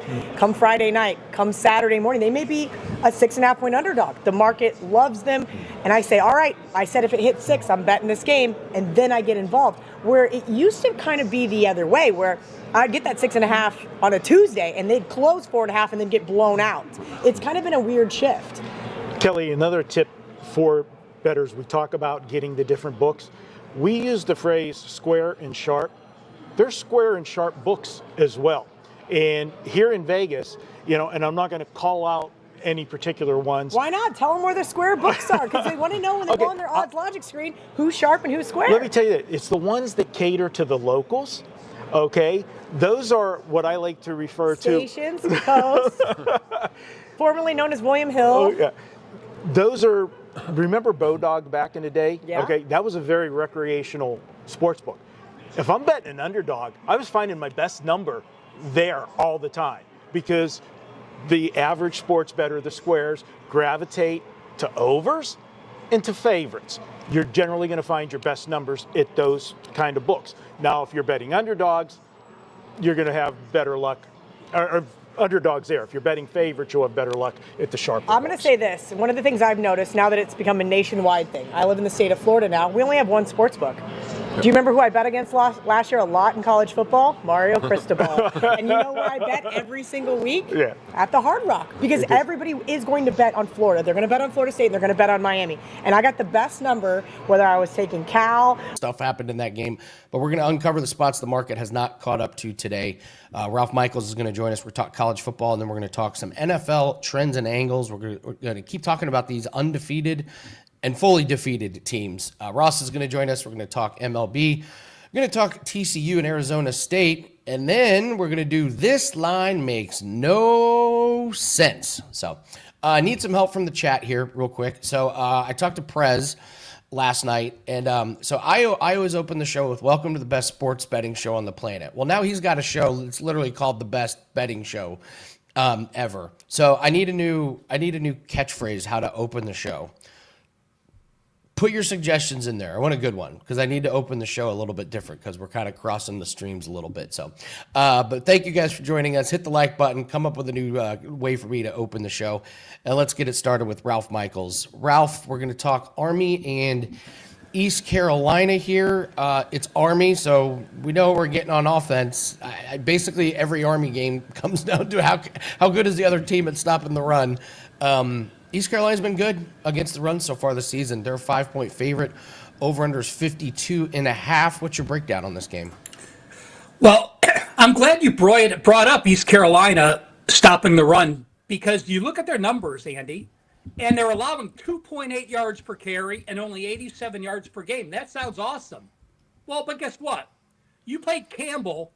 You allowed 4 yards on 27 carries. And you played Coastal Carolina, who is number 100 in rushing, and you allowed 67 yards and 2.6 yards per carry. So I think that is a very misleading stat looking at season to dates without breaking down who those opponents have played. East Carolina comes in 2-2. They could have won their opener against NC State. They only got outgained by 10 yards, and they were +1 turnover, but they were in that game. They blow out Campbell, they blow out Coastal Carolina, and then last week against BYU at home, they lost by 21, but it's because they were -2 turnovers, and they only got outgained by 14 yards per game. So actually, East Carolina, I have as a positive, holding close at NC State, holding serve at BYU, but what did them in last week is Caitlin Hauser was horrible. He was like Lagway type bad. He went down and he was backed up against his goal line, threw a pick, they scored, and then he was about to score on the goal line, and he threw another pick. So that basically cost him 14 points in that loss last week. You look at Army. Army could clearly be undefeated as well. They lose to Tarleton State. That was a horrible loss. Why? They were -3 turnovers. If you watch Ross, Brian Power, and I on the Blitz, we talk about the record of teams that are -3 turnovers, you're just not going to win. And then last week against North Texas, they actually had a 10-yard edge, but they were -2 turnovers again, and they lose in overtime. We know Army wants to run the ball. I don't think East Carolina's run defense is anywhere near what they propose in that situation. And how about this as a very surprising stat? Army's throwing the ball more than they have in the past. If I told you, Andy, that Army is number 2 in plays per game ran, they're averaging 82 offensive plays per game. They're number 2 in all of college football. East Carolina, number 5 in all of college football at 79.5%. Army's D allowing 356 yards per game. But again, those are skewed numbers when they play Tarleton as well. They have allowed over 63% pass completions. You add it up. I don't go Army games over very often, but they are 9-4 over under their last 13 games with a total under 57. Add it up. Thursday night, I am going over the total with East Carolina and Army. Amazing that stat of how many plays they run. I was watching them one game, and I think the other team had run like 4 offensive plays in the second half, and there was like 3 minutes left. It was just the turnovers, a weird onside kick, but they've really righted the ship. So I like that breakdown on the over there. You normally don't. I normally don't think of Army with overs in games with close spreads, but like that breakdown. All right, let's talk about NFL. We're going to talk about some 3-0 teams, some 0-3 teams, and what the trends and angles tell us. Again, these aren't official plays, but we just want to look back and say, hey, what has history said to us about how what the odds look like and what the bets look like? So, Ralph, let's walk through this chart and talk about the teams that it affects this week. Andy, we need to sweeten the pot a little bit. If someone's going to give you a name, a catchphrase to start the show, shouldn't they get at least a couple $100 in wager bucks? Let's do it. All right, that's a done deal. Post in the comment section. Yeah, post in the comment section after the show. Absolutely. I like Let's it. bribe them a little bit. We'll give them some swag. I'll send them some pens. Let's make it some incentive. And if you pick something on your own, that's fine. We won't give it out. But hey, let's get our guys involved. All right. We often talk about. You don't hear very often about how teams do pre-buy, Andy, but you hear about how teams do after a buy. But think about this. These are professionals that in the summer beat the crap out of each other in practice and in joint practices between teams. These are teams now that have played 3 games and have beaten the crap out of each other the first 3 games of the season. Now, when you have a bye, you finally get to spend some time with family and friends. You get to relax, both mentally and physically. So what do you want on your off week? You want a positive mental attitude. How do you get that? Well, you win or cover. So I'm bringing this up now because of my bet on it system. I have a pre-buy situation I'm going to talk. You want to make sure you check that out. But here's our chart for NFL 3-0 teams. 3-0 teams, if you blindly bet every 3-0 team since 2015, you are 46.5% against the spread. If you blindly bet every 0-3 team, you are 64.3%. Strong difference there between undefeated teams and winless teams. Let's break it down. On the top, you see the blue charts. Those are the 3-0 teams. Home favorites that are 3-0, like Buffalo and San Fran, 50%. Home dogs like Tampa Bay, 67%, but only a 3-game sample size. Away favorites like the Chargers and Philadelphia, 6-5-2. Away dogs like the Colts, only 2-7, 22% against the spread. But as I said, take a look at those 0-3 teams. I know it's plug your nose. It's going to be an ugly play. You don't want to back them. But since 2015, if you blindly bet them, you're 27-15, 64.3%. Home favorites, 5-3, 62.5%. Home dogs, 40%, 4-6, small sample size like the Giants. Away favorites, not many 0-3 away favorites, and none apply this week. But remember, guys, this chart is for every team for the rest of the season that has a bye on deck. Away favorites, 4-0-2, but look at away dogs like the Jets, like New Orleans, and like Tennessee. They are 13-6 against the spread, 68.4%. So it doesn't matter if you're an 0-3 team, except those home dogs have been very positive ATS situations. And again, make sure you check out the Bet On It extended TNA version of the NFL. Make sure you watch my pre-buy segment. You will be surprised at those numbers. It actually makes all the sense in the world, Ralph. Like the public sees an 0-3 team, you're like, yeah, they're no good. The books probably know this, so they're putting out an inflated number. But you're 0-3, that's when the coaching staff starts to feel it. The players start to feel the heat, and they start to make adjustments, and then you get them overperforming or fixing some of the mistakes. So, like, just thinking remember, about it does make sense. There's only one NFL team in the history of the NFL that made the playoffs after an 0-3 start. That was the Texans, I think, in 2018 or 19 back then. So, and I'm sure the other teams start taking you lightly. oh God, this team is 0-3. Your preparation is just not the same when you're facing a winless team. And those records continue positive. We'll talk about it in a couple of weeks. That those 0-4, 0-5 teams all have positive ATS records because teams tend to look past them. It's really good stuff, Ralph. Great stuff on the chart. Great stuff on the college football breakdown. It's a beautiful Wednesday where I'm at. Got a break in the weather. Tell everyone what you have up for clients at WagerTalk. My first college football 5% of the year. College football last year, number 2 at WagerTalk, behind your next esteemed guest. This year in college football, 10-5, 67%. College football 5% sides, 6-1, 86%. College football 5% sides since December 2024, 13-3, 81%. And oh yeah, by the way, college football and NFL, number 2 since the start of last year. My NFL this season, 63%. NFL plays 3% and higher, 7-2, 79%. The college football play is $35. Or for $14 more, get the Weekend Warrior, all my Saturday college football, all my Sunday NFL, and a bonus Monday night NFL play if I have one.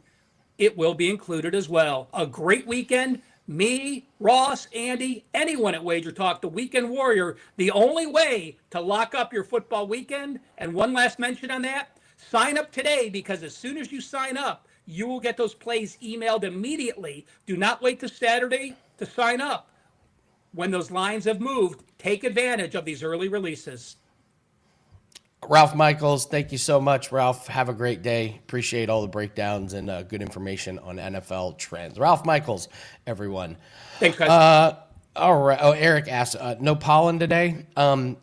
It's September. It's pollen every day, and they just mowed outside and dusted up all the leaves, so now you get pollen and leaves with dust. So yeah, Eric, this is my life in September around here. So you just feel my head just full of tension. All right, let's loosen the tension with Ross Benjamin. Get in here, Ross. We got to talk about. Hey, I'm having sinus problems too, but you know. Yeah, it's just, you know what's going to help is I'm flying tomorrow. I'm sure that'll be great for the sinuses and the ears. Will work wonders for you, Andy. In a plane full of sick people. All right, let's talk.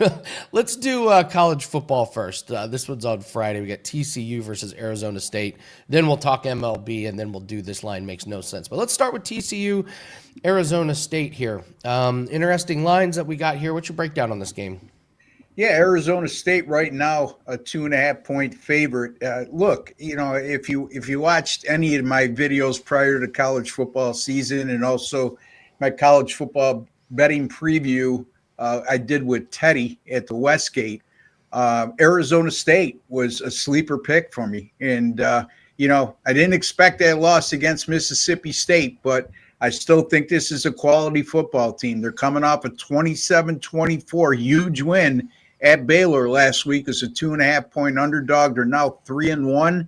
Their only loss, like I alluded to, was against Mississippi State. But, you know, that's a Mississippi State team that's now 4-0 and currently ranked number 27 in the latest AP poll.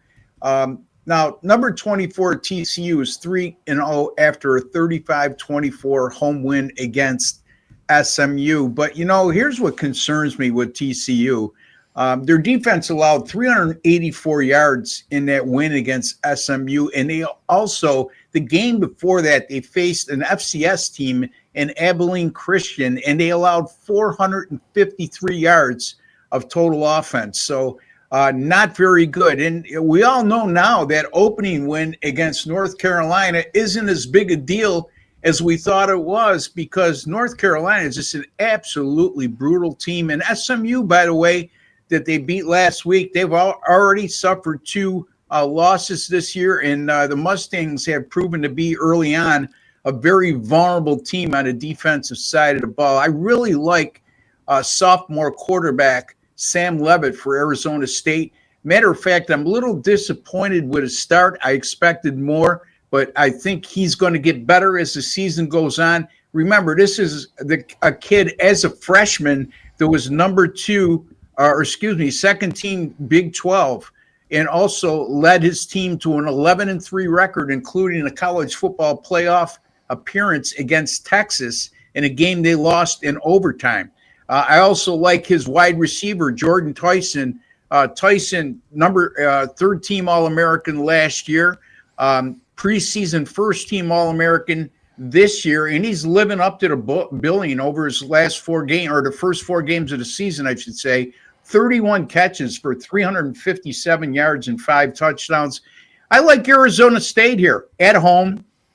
I think this is a game that TCU gets exposed, especially defensively, and I think Arizona State is far and away the better defensive team in this matchup. And by the way, Arizona State, since last year, 5-0 straight up in ATS is a home favorite, and 6-0 straight up in ATS in all games where their point spread was +3 to -3. Right now, they're -2.5. I can get a very good price on the money line right now, Andy, and I'm going to opt to go that way. I'm going to go Arizona State -130 on the money line over TCU.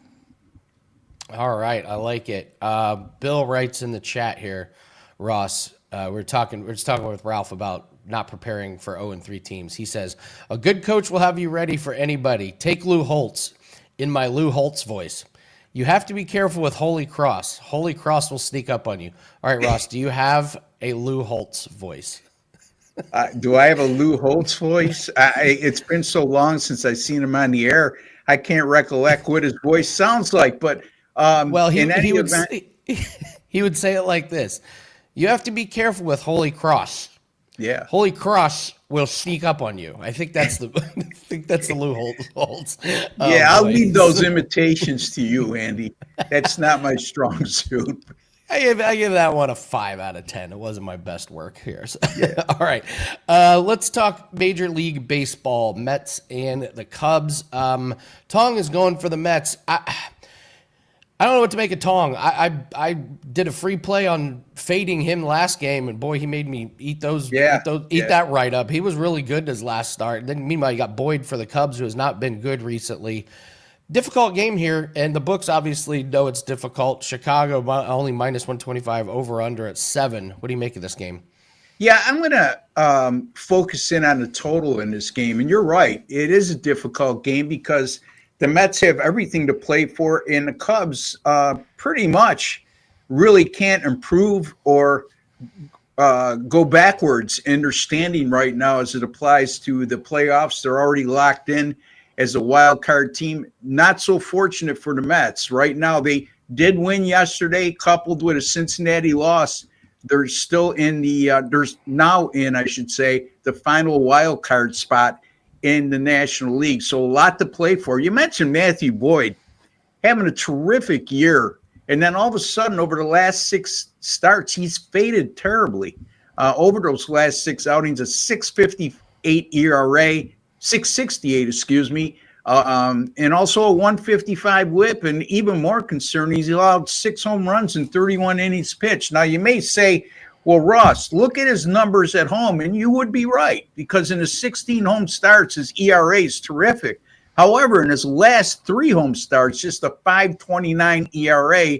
Then we have the Cubs bullpen over their last 6, a 4.71 ERA, and another alarming stat, Cubs relievers have allowed 7 home runs in 21 innings pitched during those last 6 games.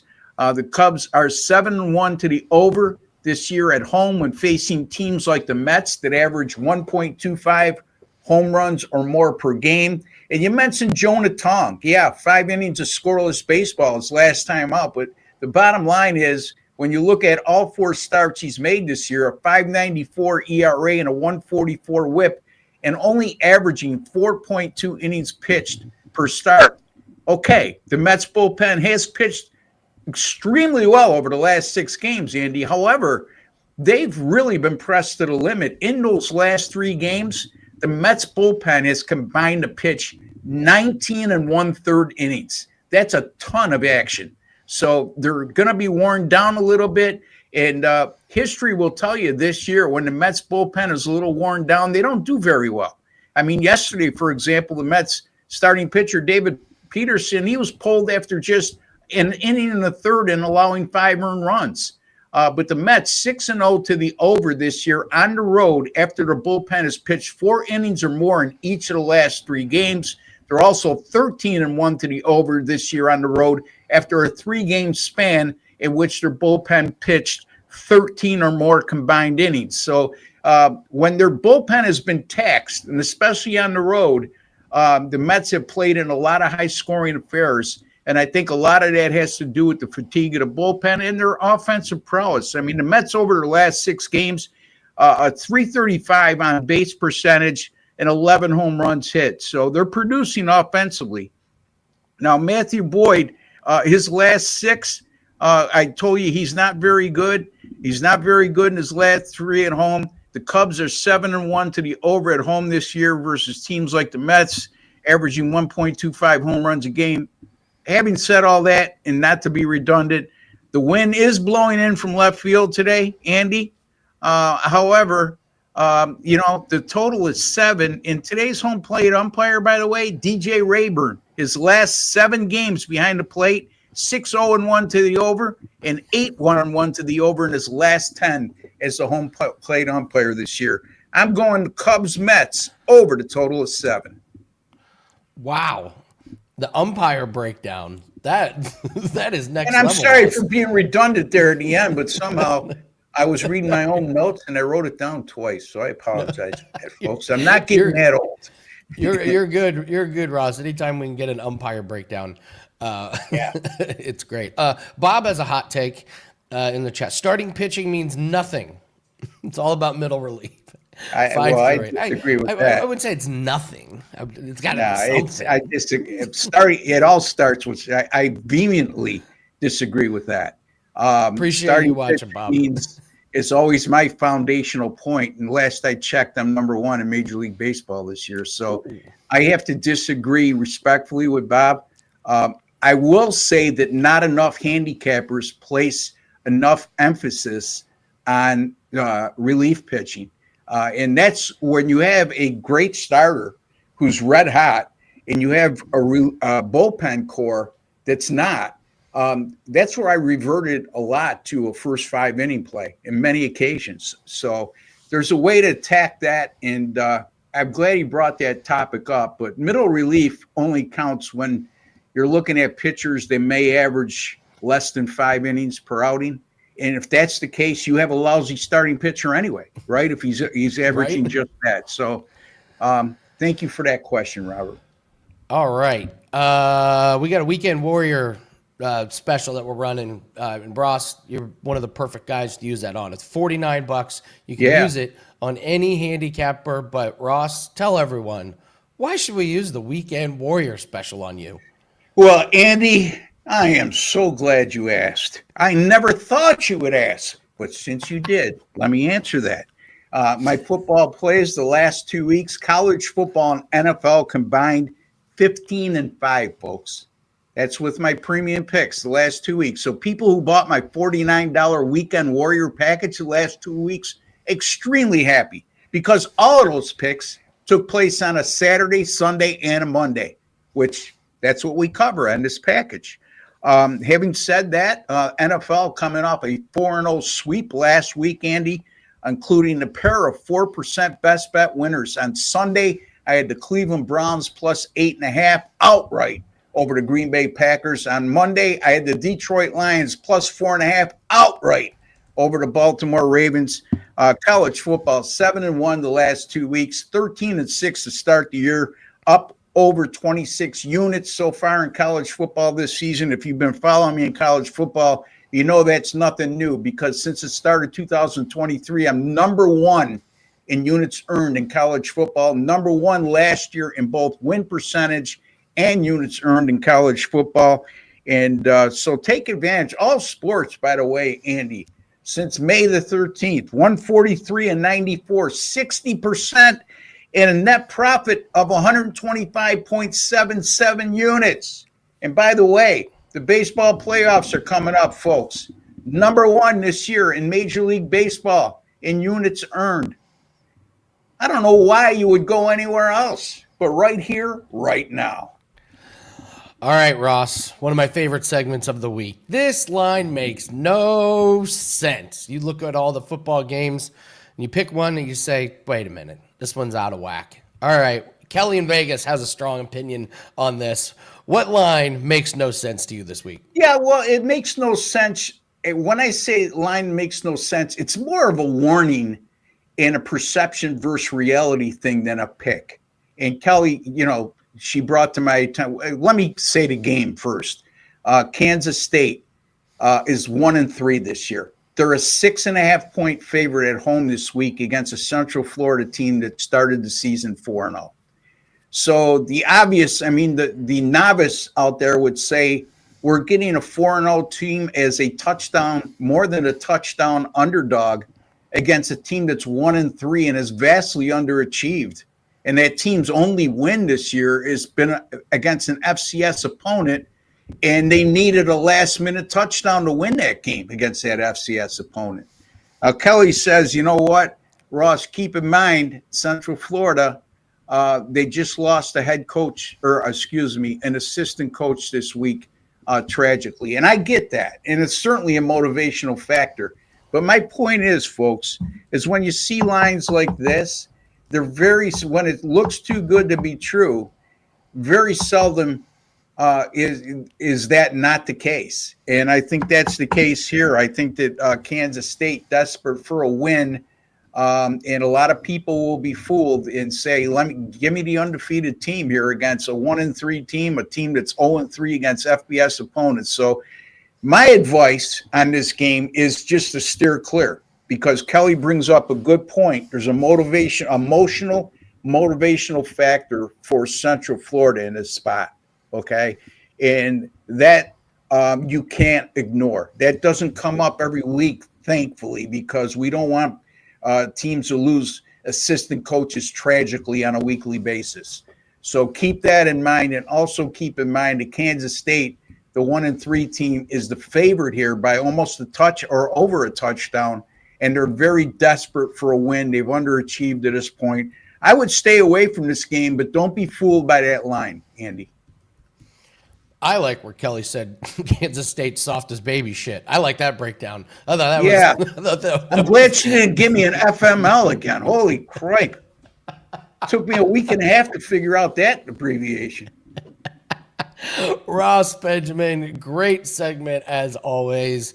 Be careful on that Kansas State minus 6.5. That line made no sense. Ross, have a great weekend. Thank you very much, buddy. I can't wait to see you again next week. Hey, buddy. Thank you for having me.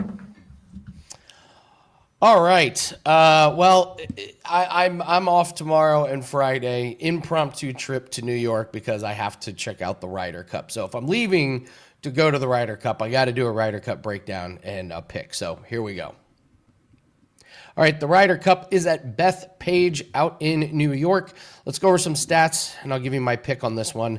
So we're just trying to break down these individual players, the total strokes gained the last 3 months. I'm looking at a very short sample size because I want to see what form they're really, really recent in. Your top guys are Scheffler, Fleetwood, McIlroy, Henley, Fitzpatrick, Rahm, Griffin, Young, and English. So you get a nice mix of Europeans and Americans. But what kind of jumps out to me is I go to the bottom and who's really been struggling. So the worst 5 players for total strokes gained last 3 months are Straka, Morikawa, Lowry, Hatton, and Hogard. That's 4 out of the 5 that are on the European team. So that's going to be a red flag for me. Blind tee shots. That's going to be a big thing here at Bethpage. This course is hilly. The rough has been cut down, and it tends to favor the longer players. I was there in 2019, and the Bombers had the huge advantage. This place has massive hills, and it's got some elevated greens that you got to hit some really, really long shots. Home teams have done really well recently at the Ryder Cup, and Europe has some upside with some guys that are playing really well coming into the event, but the course history is not good for Europe. They haven't played here since 2019, but these guys on the European team did not play well when it was here. The other thing is it's going to be wet Friday and probably Saturday. So watching them in the practice rounds, there's not a lot of roll. So the ball, when it hits the fairway, it just lands and it doesn't roll. That's big because you're not getting the roll out into the rough. So the Bombers are going to swing away. and set up good wedge shots. The greens are going to be really receptive. So aggressive, solid wedge players are going to leave some really, really short putts. So the last 3 months, the Americans have the advantage in tee to green and putting, and both teams are desperately going to need big weeks from their two best guys. That's Scheffler and McIlroy.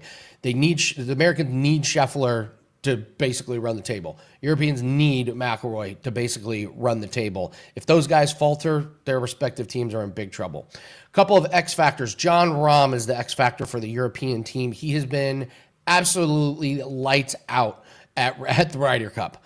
But his game has fallen off just a little bit since going to Live. He has not looked great when he comes back to the majors. So keep your eye on Jon Rahm. Bryson DeChambeau is obviously the X factor for the U.S. team. Do not underestimate the effect of his length and what the crowd does. I followed Bryson at a Live event, and the crowd is absolute lunatics. So out in New York, following Bryson, do not be surprised if these fans are extra obnoxious to whoever is playing against Bryson. I think the tops of the teams are pretty equal here. What worries me for the European team is the guys who are in poor form that I don't really trust. I don't trust their driving. It's going to come down to some big putts. I think this is going to be a pretty close Ryder Cup decided on Sunday in close fashion, but I'm going to lean the U.S. team. I have to take the U.S. team based on Scheffler's record here, based on the length of some of these guys, and based on this being on home soil with the crowd behind him. The lean is the United States, but don't be surprised if this is very, very close. All right, that is going to do it. Thank you so much for joining us again. Put in the comments section after the show what my new opening line for the show should be. I'm going to pick a winner, and you're going to get a couple hundred wager bucks. That comes right from Ralph Michaels. So after the show's over, put in the comments section. If you're watching this later, put it down there as well. I need a new opening because Prez said I stole his title of his show. We'll have words with him after that. But thank you so much. Don't forget to subscribe to the WagerTalk YouTube channel. Hit that bell. You get notified when all of our breakdown videos come on and when our live shows go live. The Blitz is tomorrow at 1 o'clock Eastern with Brian Power, Ralph, and Ross. Will be breaking down all the college football games, and that is live, so get your questions in. Hope everyone has a great weekend. I am off until Monday. There's going to be a lot of singing and chanting in my future. I can't wait. Good luck on all your plays, and take care.